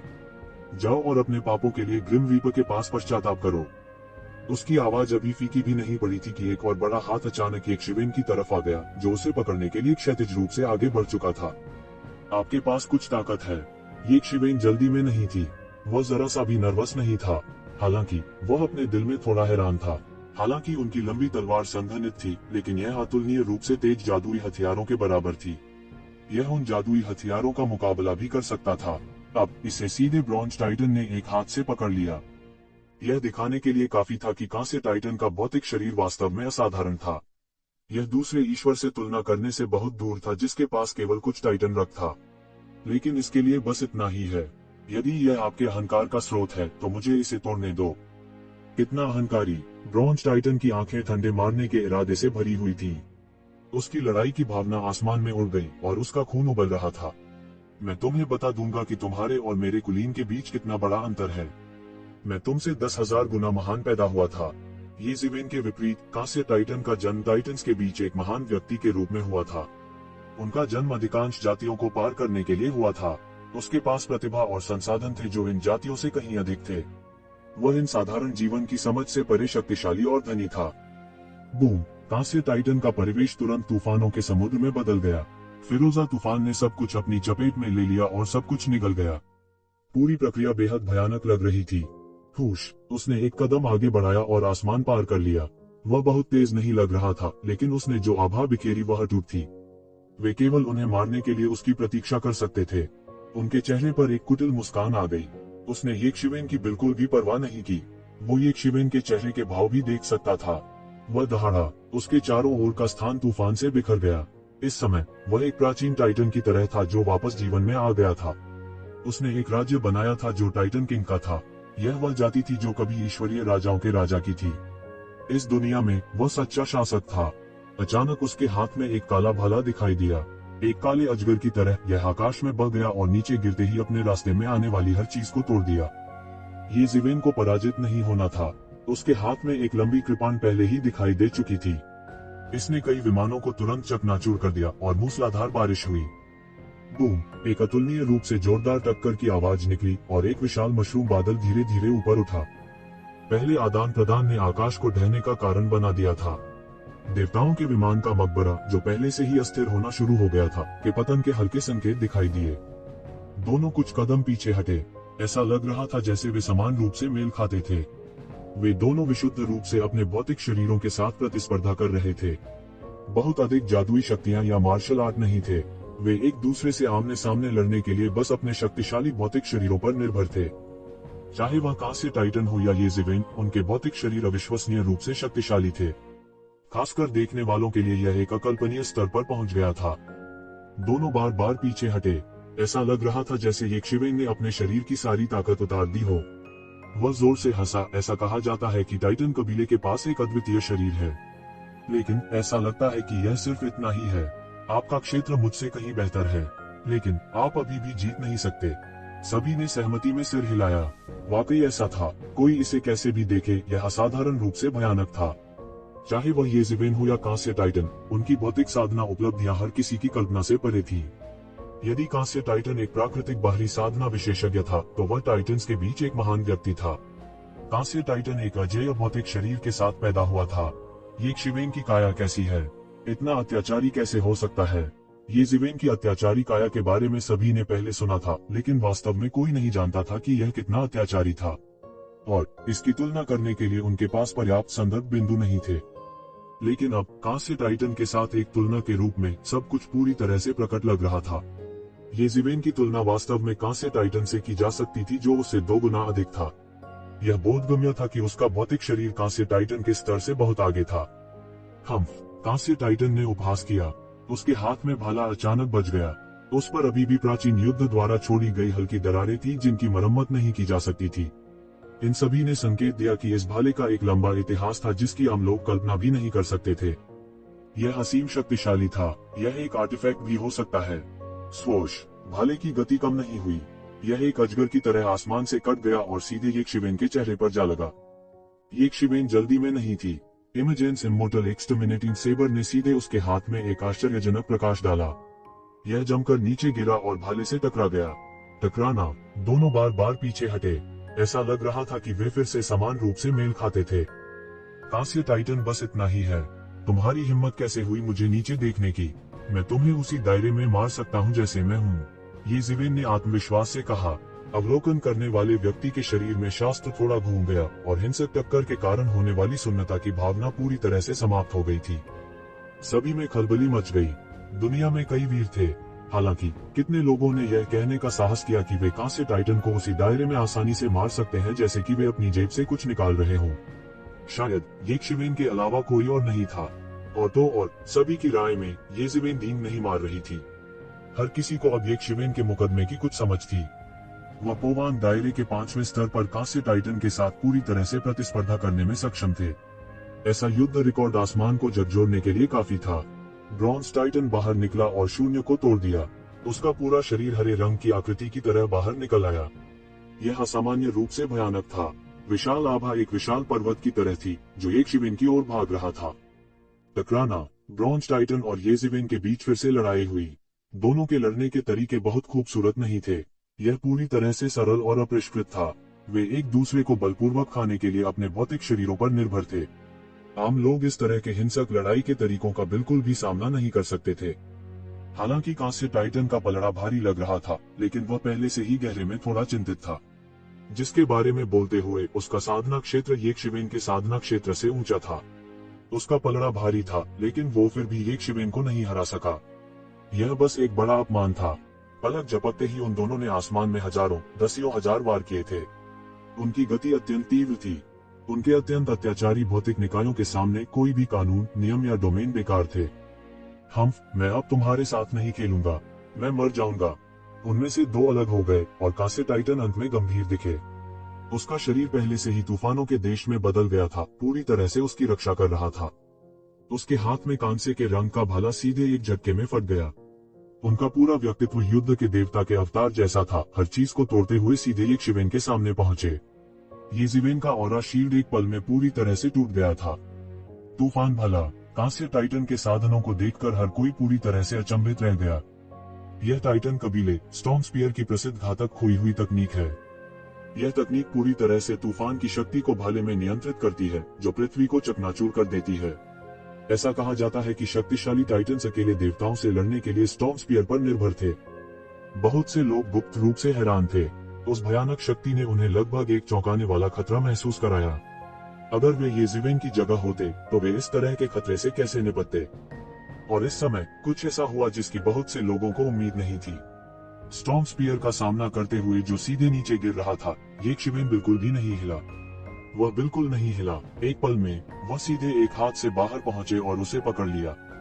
टकराना, ये जिवेन का हाथ सीधे भाले की रोशनी से टूट गया जिसने आकाश को भर दिया। इसके सीधे अंदर जाने के बाद उसने भाले के शरीर को पकड़ लिया। बजना, एक अतुलनीय विशाल गर्जना गूंज उठी। ऐसा लग रहा था जैसे धातु के दो विशाल टुकड़े आपस में टकरा गए हों। भयानक प्रतिघात सीधे दोनों पर टूट पड़ा। विशेष रूप से ये जिवेन को लगातार पीछे धकेला जा रहा था। उस शक्तिशाली शक्ति ने उनके शरीर पर देवताओं की बमबारी की। यह फटने के कगार पर था और इसी समय ये जिवेन के शरीर से एक शक्तिशाली आभा निकली और 5 सम्राटों के राज्य में बदल गई। पहले अवतार की एक अत्यंत अत्याचारी शक्ति भी थी जो सीधे ये जिवेन के शरीर में एकीकृत हो गई थी। बूम बूम बूम, ये जिवेन के शरीर में आभा बढ़ती रही जैसे कि यह अनंत हो। यह हर पल लगातार बढ़ रहा था। उसने अचानक अपनी 5 उंगलियां मुट्ठी में जकड़ ली और मुट्ठी का बल सीधे बाहर निकल गया। उसने राक्षसी ची से प्रहार किया और सीधे भाले पर प्रहार किया। बजना, भाला सीधा मारा गया और कांस्य टाइटन के हाथ अचानक फट गए। क्या यह ये जिवेन वास्तव में इतना शक्तिशाली है? वह इतनी आसानी से तूफान भाले का सामना भी कर सकता है। कैसी जादुई शक्ति है वह युद्ध सूट उसके शरीर पर। मुझे ऐसा क्यों लगता है कि यह था है क्या यह 5 तत्वों की शक्ति का उपयोग करके सघन है।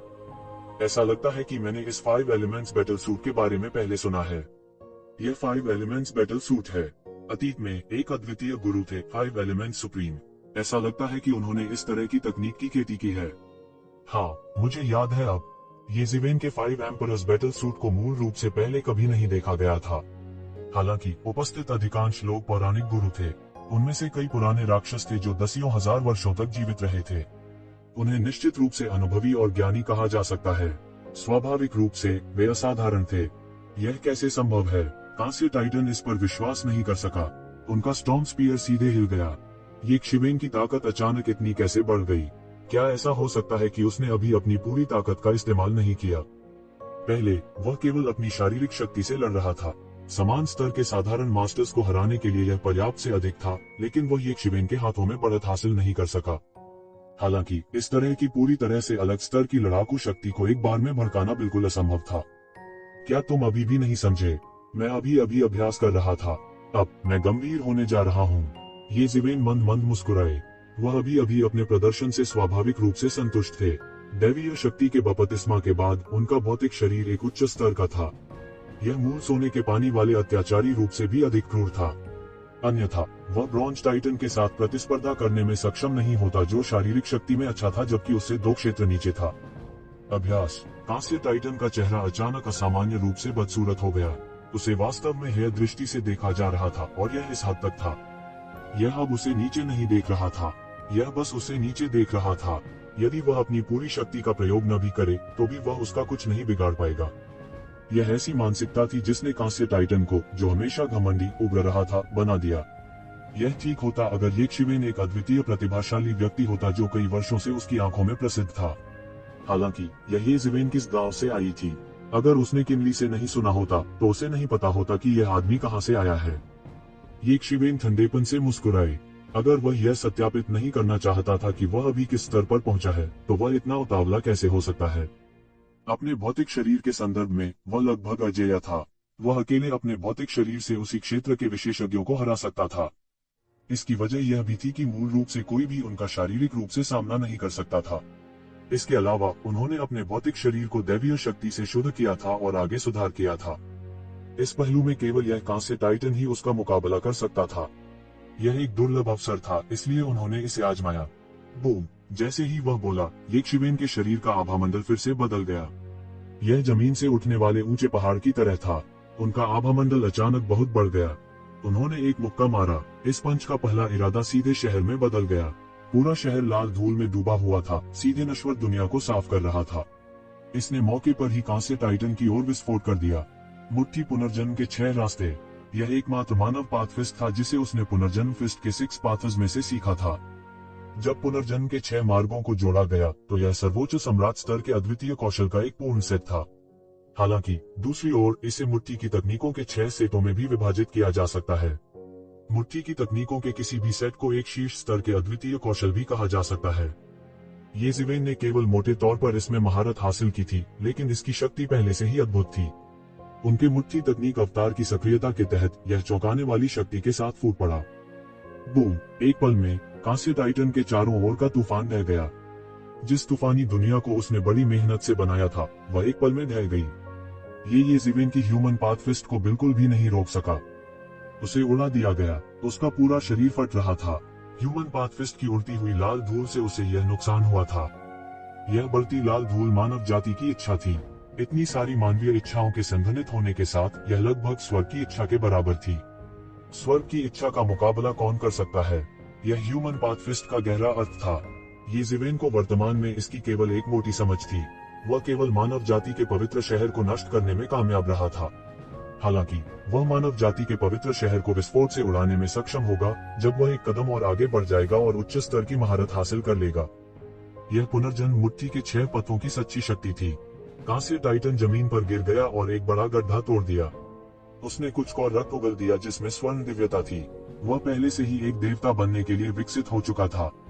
यहाँ तक जब उनका जन्म हुआ था, उनका भौतिक शरीर पहले से ही एक देवता के करीब था। एक साधारण नश्वर के रूप में एक ही सांस में उनका उल्लेख नहीं किया जा सकता था। यह कैसे संभव है? यह सिर्फ योजना के अनुसार है। ब्रॉन्ज टाइटन कितना भी कमजोर क्यों न हो, उसे एक चाल भी झेलने में असमर्थ नहीं होना चाहिए। यह कैसे संभव है? मुझे विश्वास नहीं हो रहा है। क्या ये जिवेन वास्तव में सिर्फ अभ्यास कर रही थी? अन्यथा वह इतना अत्याचारी कैसे हो सकता था? यह कैसे संभव है? ब्रॉन्ज टाइटन वह है जिसके पास दायरे की ताकत के मामले में फायदा है। इसका उल्टा कैसे हो सकता है? हर कोई हैरान रह गया। उन्हें विश्वास नहीं हुआ। यह केवल एक चमत्कार था, एक पूर्ण चमत्कार। सभी ने एक शिवेन को बिल्कुल अलग नजरिए से देखा। उसकी ताकत के साथ पोवांग क्षेत्र के 8वें स्तर के लोग भी उससे मुकाबला करने में सक्षम होने चाहिए। कोई आश्चर्य नहीं कि ऐसी अफवाहें थी कि उसने थंडर बेहेमोथ और दाइजीबाई को मार डाला। हालांकि बहुत से लोगों को पहले इस पर विश्वास नहीं हुआ, लेकिन वे इस पर तभी विश्वास कर सके जब उन्होंने इसे अपनी आंखों से देखा।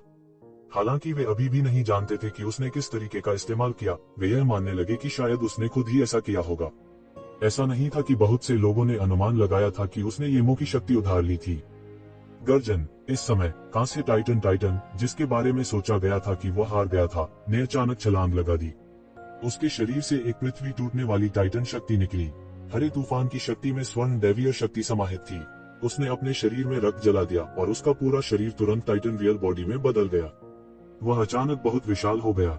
उसका पूरा शरीर हवा में उड़ गया। वह बेहद भयानक लग रहा था। तूफान का पहिया उसके जोर से दहाड़ने के बाद अनगिनत तूफानी शक्तियां उसके पीछे घनीभूत हो गईं, जो एक अतुलनीय रूप से विशाल चक्र में संघनित हुई। सारा चक्र धीरे धीरे घूमने लगा, जिससे सारा संसार तूफानी शक्तियों के सागर में डूब गया। अन्य सभी शक्तियों को निष्कासित कर दिया गया, परत दर परत पूरे स्थान को कुचल दिया। यह एक विशाल और अतुलनीय शक्ति थी, उसकी मूल शक्ति से भी अधिक भयानक। ये जिवेन ने अपनी आंखें सिकोड़ ली। वह कैसे नहीं देख सकता था कि यह कांस्य टाइटन का अंतिम तुरुप का पत्ता होना चाहिए। यह उनका अंतिम पलटवार था। बिना किसी हिचकिचाहट के उसने एक कदम आगे बढ़ाया और सीधे स्वर्ग को पार कर लिया। वह ऊपर गया और उसके हाथ में 5 तत्वों की युवान आरेख दिखाई दिया। पंच तत्वों की शक्ति घूमने लगी और एक क्षण में ही पंच तत्वों की अनंत शक्ति काम उठी।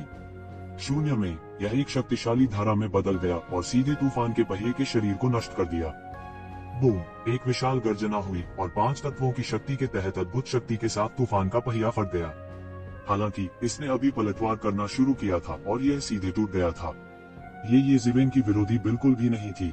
कांस्य टाइटन सीधे चिल्लाया और उसका व्हील ऑफ स्टॉर्म सीधे हवा में फट गया। हवा, विशेषता, ऊर्जा और कानून जो उसके तूफान के पहिए द्वारा संघनित थे, सभी एक पल में बिखर गए। उसके सबसे मजबूत हमले को यक्षिवेन ने पूरी तरह से तोड़ दिया, इससे पहले कि वह शक्ति दिखा सके जो उसे होनी चाहिए थी। यहाँ तक यक्षिवन भी अपने खून से आने वाली ताकत से थोड़ा हैरान था। इसलिए उन्होंने फैसला किया कि उन्हें ऐसी शक्ति बिल्कुल नहीं छोड़नी चाहिए। कई दिग्गज विशेषज्ञ जो ध्यान से लड़ाई को देख रहे थे, पूरी तरह से चौंक गए। ये जिवेन ने अपनी असली ताकत का इस्तेमाल करने के बाद शुरू से अंत तक यह एक सर्वथा कुचलने वाली लड़ाई थी। यह कांस्य टाइटन बहुत अत्याचारी था। हालांकि ये जिवेन द्वारा उसे इतनी बुरी तरह से पीटा गया था, कई पुराने राक्षस जो पोवांग दायरे के 7वें स्तर पर थे, वे भी गुप्त रूप से चौंक गए थे। यदि ब्रॉन्ज टाइटन के प्रतिद्वंदी वे होते, तो वे शायद मौजूदा ब्रॉन्ज टाइटन से ज्यादा बेहतर स्थिति में नहीं होते। ऐसा नहीं था कि उनका विरोधी बहुत कमजोर था। यह केवल यही कहा जा सकता था कि एक शिवेन बहुत असामान्य थी। यह उनकी कल्पना से बहुत परे था। इतनी भयानक शक्ति के साथ 5वें स्तर का पोवान क्षेत्र विशेषज्ञ कैसे भड़क सकता है। बहुत से लोगों ने पहले दिव्य संघ और स्वर्ग उजाड़ महल को येज़िवेन को पकड़ने में मदद करने के बारे में सोचा था, लेकिन अब उन्होंने इस विचार को पूरी तरह से समाप्त कर दिया था। ऐसे अत्याचारी येज़िवेन के सामने इस तरह के विचार रखना बहुत खतरनाक था। इस कांस्य टाइटन का चेहरा पीला पड़ गया था। वह अब अपने टाइटन ट्रू बॉडी को बनाए नहीं रख सका और अपने मूल स्वरूप में लौट आया। उसका स्टॉर्म व्हील टूट गया था और इसने उसकी जीवन शक्ति को भी बहुत नुकसान पहुंचाया था, सीधे उसकी जीवन शक्ति को घायल कर दिया था। उसकी आंखों में एक झटके का आभास हुआ। उसने अब एक शिवेन को नीचा नहीं देखा। किनली ने जो कहा वह सही था। येज़िवेन वास्तव में भयानक थी। हालांकि वह अभी भी हार मानने को तैयार नहीं था। उनका मानना कि यदि वे धार्मिक चक्र के तूफान को खोलने में सक्षम होते तो वे स्थिति को बदलने में सक्षम होते। आखिर यही उनका ट्रम्प कार्ड था। उसके लिए एक शिवेन से हारना असंभव था। हालांकि एक शिवेन ने उसे यह मौका भी नहीं दिया। धिक्कार है, नीच, घृणित। यदि तुम मेरी जगह होते तो क्या तुम मुझे इसे जारी करने का अवसर देते? येज़िवेन ने उपहास किया। कांस्य टाइटन ने तुरंत बात करना बंद कर दिया। अगर वो येज़िवेन की जगह होता तो उसने वही चुनाव किया होता। वो निश्चित रूप से एक शिवेन को इस तरह के खतरनाक कदम का इस्तेमाल करने की अनुमति नहीं देता। पहाड़ कभी नहीं बदलेंगे और नदियां हमेशा बहती रहेंगी। हमारे पास फिर से मिलने का मौका होगा। कांस्य टाइटन ने ठंडेपन से कहा। तुम जाना चाहते हो? क्या मैंने कहा था कि मैंने तुम्हें जाने दिया? येज़िवेन ने उपहास किया। आपको क्या लगता है कि यह जगह क्या है? क्या आपको लगता है कि आप अपनी इच्छानुसार और जा सकते हैं? आप और क्या चाहते हैं? कांस्य टाइटन चिल्लाया। मुझे मत बताओ कि तुम मुझे मारना चाहते हो। तो क्या हुआ अगर मैं तुम्हें मारना चाहता हूँ? यहाँ आज्ञाकारी रूप से रहो। इसलिए बेहतर यही था कि इस झंझट को यही खत्म कर दिया जाए। तो ज़िवेन के बड़े हाथ ने अचानक कांस्य टाइटन को पकड़ लिया। वह कभी किसी के प्रति दयालु नहीं रहा जो उसे नुकसान पहुंचाना चाहता था। तुम्हारी हिम्मत कैसे हुई? ब्रॉन्ज टाइटन हैरान और गुस्से में था। उसने अपने भाले के साथ विस्फोट किया और सीधे एक शिवेन के बड़े हाथ को तोड़ दिया जो उसे पकड़ रहा था। ऐसी स्थिति पहले कभी नहीं हुई थी। अतीत में भले ही वह हार गया हो, टाइटन कबीले की प्रतिष्ठा के कारण सबसे शातिर दुश्मन भी निर्मम नहीं होगा। आखिरकार टाइटन कबीले का गुस्सा कोई नहीं झेल सकता था। हालांकि कांस्य टाइटन सिल्वर टाइटन और गोल्ड टाइटन जितना दुर्लभ नहीं था, वह टाइटन कबीले का कुलीन भी था।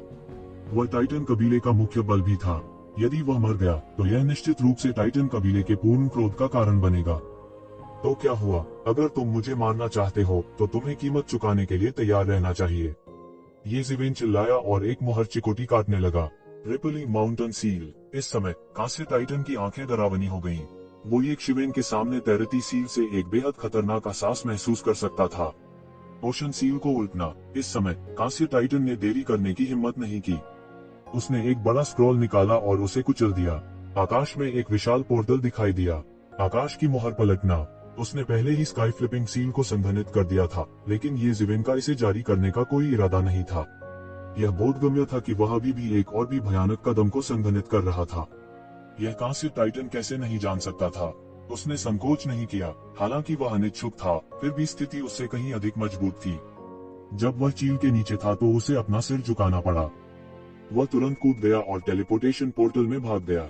एक में 3 मोहरें। येज़िवेन ने अचानक अपनी आंखें खोली और उसमें से एक भयानक आभा निकली। शून्य में 3 मोहरें सीधे एक साथ विलीन हो गईं। यह ऐसा था मानो स्वर्ग और पृथ्वी का एक टुकड़ा सीधे नीचे गिरा हो और पोर्टल में कांस्य टाइटन की ओर जमकर विस्फोट हुआ हो। बूम! टेलीपोर्टेशन पोर्टल से एक विशाल मशरूम बादल निकला। तो ज़िवेन की 3 मोहरों ने एक में सीधे अंतरिक्ष और समय की दूरी को पार किया और उसका पीछा किया। टेलीपोर्टेशन पोर्टल ब्लास्ट हो गया और ढह गया। मूल रूप से स्थिर टेलीपोर्टेशन पोर्टल एक ही बार में ढह गया। ब्रॉन्ज टाइटन की दयनीय चीख टेलीपोर्टेशन पोर्टल के दूसरी ओर से आई। हर कोई मदद नहीं कर सका, लेकिन गहरी सांस ली। इस आघात के पैमाने को देखते हुए वह शायद त्वचा की एक परत खो देगा, भले ही वह मर न जाए। येज़िवेन, तुम एक भयानक मौत मरोगे। जिस समय पोर्टल ढह गया उस समय कांस्य टाइटन की क्रोधित गर्जना सुनी जा सकती थी। अंतरिक्ष कानून के प्रभाव में भयानक झटके से नष्ट हुआ स्थान धीरे धीरे ठीक हो रहा था। येज़िवेन ने आह भरी। अंत में वह अभी भी इस आपदा को मारने में विफल रहा। उन्हें डर था कि भविष्य में बहुत परेशानी होगी। कांस्य टाइटन स्वयं टाइटन कबीले का कुलीन था। जब तक वे वयस्कता तक पहुंचेंगे वे पौराणिक अवस्था के चरम पर होंगे। इस बात की काफी संभावना थी कि वे भविष्य में खुद को साबित करने में सक्षम होंगे। इसे एक बहुत बड़ी मुसीबत कहा जा सकता है। हालांकि अब कोई दूसरा रास्ता नहीं था कि चीजें इस तक आ पहुंची थीं। आखिर दूसरा पक्ष उनके पास आया। उसके लिए आत्मसमर्पण करना और मृत्यु की प्रतीक्षा करना असंभव था। वह केवल अपनी पूरी ताकत के साथ वापस लड़ सकता था। हालांकि वह बहुत चिंतित नहीं था। भले ही वह विमान की गहराई में अज्ञात टाइटन कबीला हो तो क्या, जब तक उसके पास पर्याप्त ताकत थी तब तक टाइटन कबीले भी उसका कुछ नहीं बिगाड़ सकते थे। यह एक ऐसी दुनिया थी जहां ताकत सर्वोच्च थी। टाइटन कबीले की बड़ी प्रतिष्ठा थी। यह सबको डरा सकता था, लेकिन यह उसे डरा नहीं सकता था। यह कांस्य टाइटन उसके द्वारा भारी रूप से घायल हो गया था और यह शायद थोड़े समय में उसके लिए परेशानी का कारण नहीं बन पाएगा, इसलिए यह माना जा सकता है कि उसने अपने प्रयासों को बर्बाद नहीं किया था। हालांकि इस हमले ने उनके ट्रू एसेंस के एक बड़े हिस्से को समाप्त कर दिया था। प्रारंभिक खपत के साथ मिलकर उसके पास व्यवहारिक रूप से बहुत अधिक ट्रू एसेंस नहीं बचा था। उनके लिए 5 एम्परर्स एनहांसमेंट और फिस्ट पाथ अवतार को बनाए रखना भी असंभव था। एक पल में वह अपने मूल रूप में वापस आ गया था और पोवान दायरे के 5वें स्वर्ग की स्थिति में लौट आया था। फिर भी वह महसूस कर सकता था कि उसके आसपास छिपे हुए पौराणिक क्षेत्र के विशेषज्ञों के दिव्य विचार अब उतने स्पष्ट नहीं थे जितने पहले हुआ करते थे। मूल रूप से इन मिथक क्षेत्र के विशेषज्ञों के बीच उनका अनुभव उथला था और उन्हें एक जूनियर कहा जा सकता था।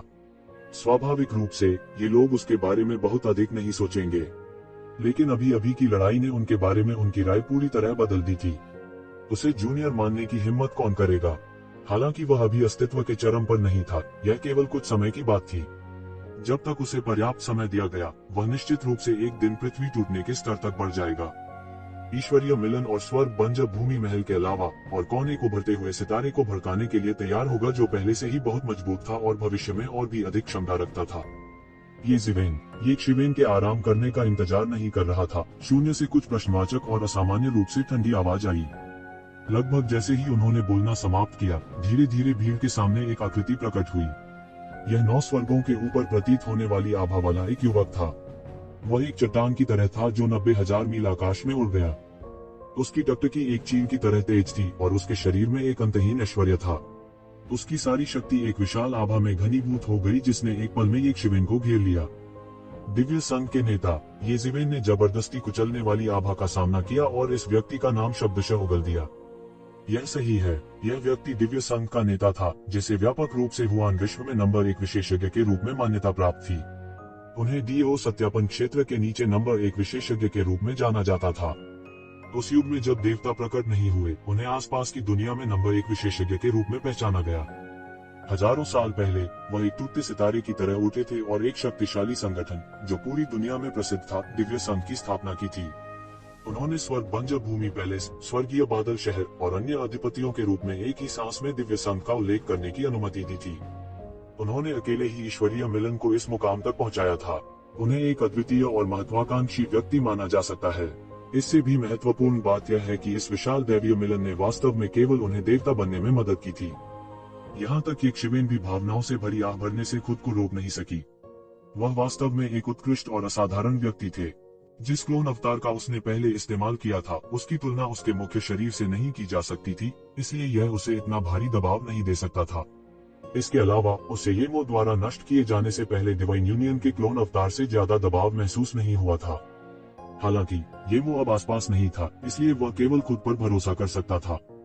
तुम बहुत बोल्ड हो, दिव्य संघ के नेता ने बेहोश होकर कहा। चारों ओर बिल्कुल सन्नाटा था। किसी ने भी अपनी आत्मिक चेतना को मुक्त करने का साहस नहीं किया। रहस्यमय दुनिया के नंबर 1 विशेषज्ञ के सामने किसी को अहंकारी होने का अधिकार नहीं था। यह सच्चा तुरुप का इक्का था जिसने दिव्य संघ को रहस्यमय दुनिया में गर्व से खड़े होने की अनुमति दी।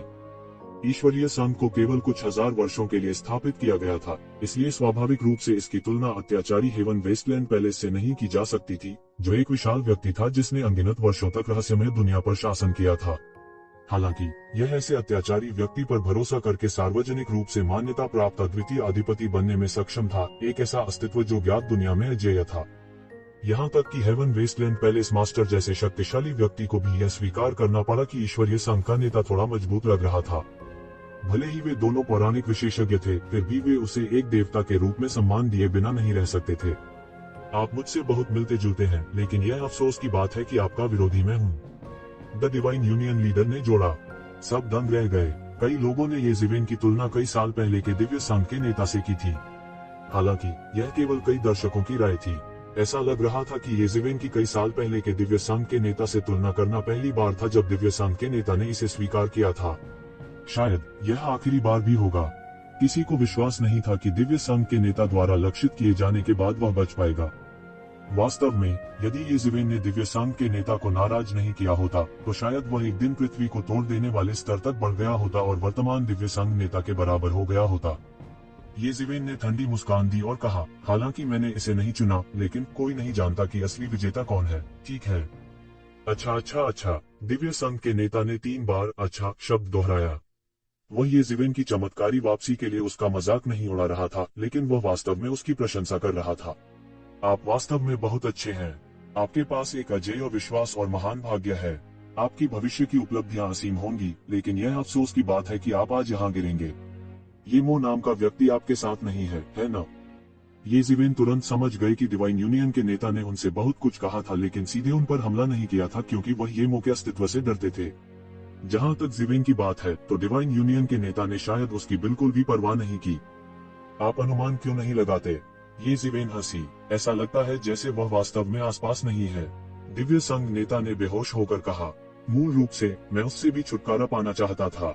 उसने मेरे एक क्लोन को नष्ट कर दिया, इसलिए मैं यह दिखावा नहीं कर सकता कि कुछ नहीं हुआ, हालांकि मैं उससे छुटकारा पाने से पहले तुमसे छुटकारा पा लूंगा। जिस व्यक्ति से वह वास्तव में डरता था वह ये मो था। उसे बस येज़ेवेन की परवाह नहीं थी, इसलिए वह बस उससे छुटकारा पाने जा रहा था। उसने अचानक अपनी आंखें खोली और अपने मुंह के कोने पर एक मुस्कान प्रकट की। उन्होंने कहा, भाई, तुम वास्तव में ठीक होने में समय लगाने की हिम्मत करते हो। सभी में खलबली मच गई। उन्हें उम्मीद नहीं थी कि येज़ेवेन इतनी साहसी होगी। उन्होंने वास्तव में डिवाइन यूनियन लीडर का उपयोग यह पुष्टि करने के लिए किया था कि क्या एमो उनके ठीक होने के लिए समय खरीदने के लिए आसपास था। हालांकि उन्होंने ईश्वरीय संघ के नेता को शुरू से अंत तक कुचल दिया था, फिर भी उन्होंने 5वें स्तर के पोवान क्षेत्र की खेती के साथ 7वें स्तर के पोवान क्षेत्र के विशेषज्ञ का मुकाबला किया था। उसने कुछ विशेष तकनीकों का उपयोग किया होगा, इसलिए उसके लिए अधिक ऊर्जा का उपभोग करना सामान्य था। तुम इसका अनुमान लगाया। उत्तम नेत्र ज्योति। येज़ेवेन भी थोड़ा हैरान था। द डिवाइन यूनियन लीडर वास्तव में रहस्यमय दुनिया में नंबर 1 विशेषज्ञ के रूप में अपने शीर्षक के योग्य था। वह वास्तव में असाधारण था। आप मेरे सामने चालें चलाने वाले पहले व्यक्ति हैं। हालांकि यह बेकार है, तो क्या हुआ अगर आप अपने चरम पर पहुंच गए? तुम्हारा वह छोटा सा हुनर सामने काफी नहीं है। डिवाइन यूनियन लीडर ने उपहास किया और उसने अचानक एक चाल चली। बूम! एक मूसलाधार एक पल में कुचल सकता है और 100 गुना बढ़ सकता है। यह एक शिखर पौराणिक क्षेत्र विशेषज्ञ की शक्ति थी। डिवाइन यूनियन नेता की तुलना में दाई जिबाई और थंडर बीस्ट जिसे येज़ेवेन ने मारा था, वे उल्लेख के लायक भी नहीं थे। यह भी कहा जा सकता है कि वे बिल्कुल भी समान स्तर पर नहीं थे। वह आखिरकार समझ गए कि दाई चिबाई उनकी ताकत को देखते हुए उपसंघ नेता बनने के लिए क्यों तैयार थी। ऐसा इसलिए था क्योंकि वह ईश्वरीय संघ के नेता के समान स्तर पर नहीं था। येज़ेवेन ने महसूस किया कि उसके शरीर के चारों ओर एक भयावह शक्ति दिखाई दी और उसे मजबूती से बंद कर दिया। यहाँ तक उसके आसपास की जगह भी जम गई थी, इसलिए वह बिल्कुल भी हिल-डुल नहीं पा रहा था। उसने देखा कि दिव्य संघ के नेता की आकाश में विशाल हथेली करीब और करीब आ रही है, जैसे कि वह आकाश को टुकड़ों में तोड़ने जा रहा हो। वह बच नहीं सका। सभी ने अपने दिल में पहले ही येज़ेवेन को मौत की सजा सुनाई थी। अगर वे उसके जूते में होते तो वे भी नहीं बच पाते। हालांकि इस महत्वपूर्ण क्षण में येज़ेवेन के शरीर से एक आश्चर्यजनक दैवीय शक्ति निकली। यह आकाश में उड़ गया और सीधे उस भयानक शक्ति को टुकड़ों में तोड़ दिया। उसके पीछे राक्षस के पंख अचानक फैल गए और उसका पूरा शरीर क्षैतिज रूप से सैकड़ों मील चला गया और इस घातक आघात से बमुश्किल बचा। बूम! एक विशाल अथाह छिद्र बन गया। यह असीम अंधकार से भरा था।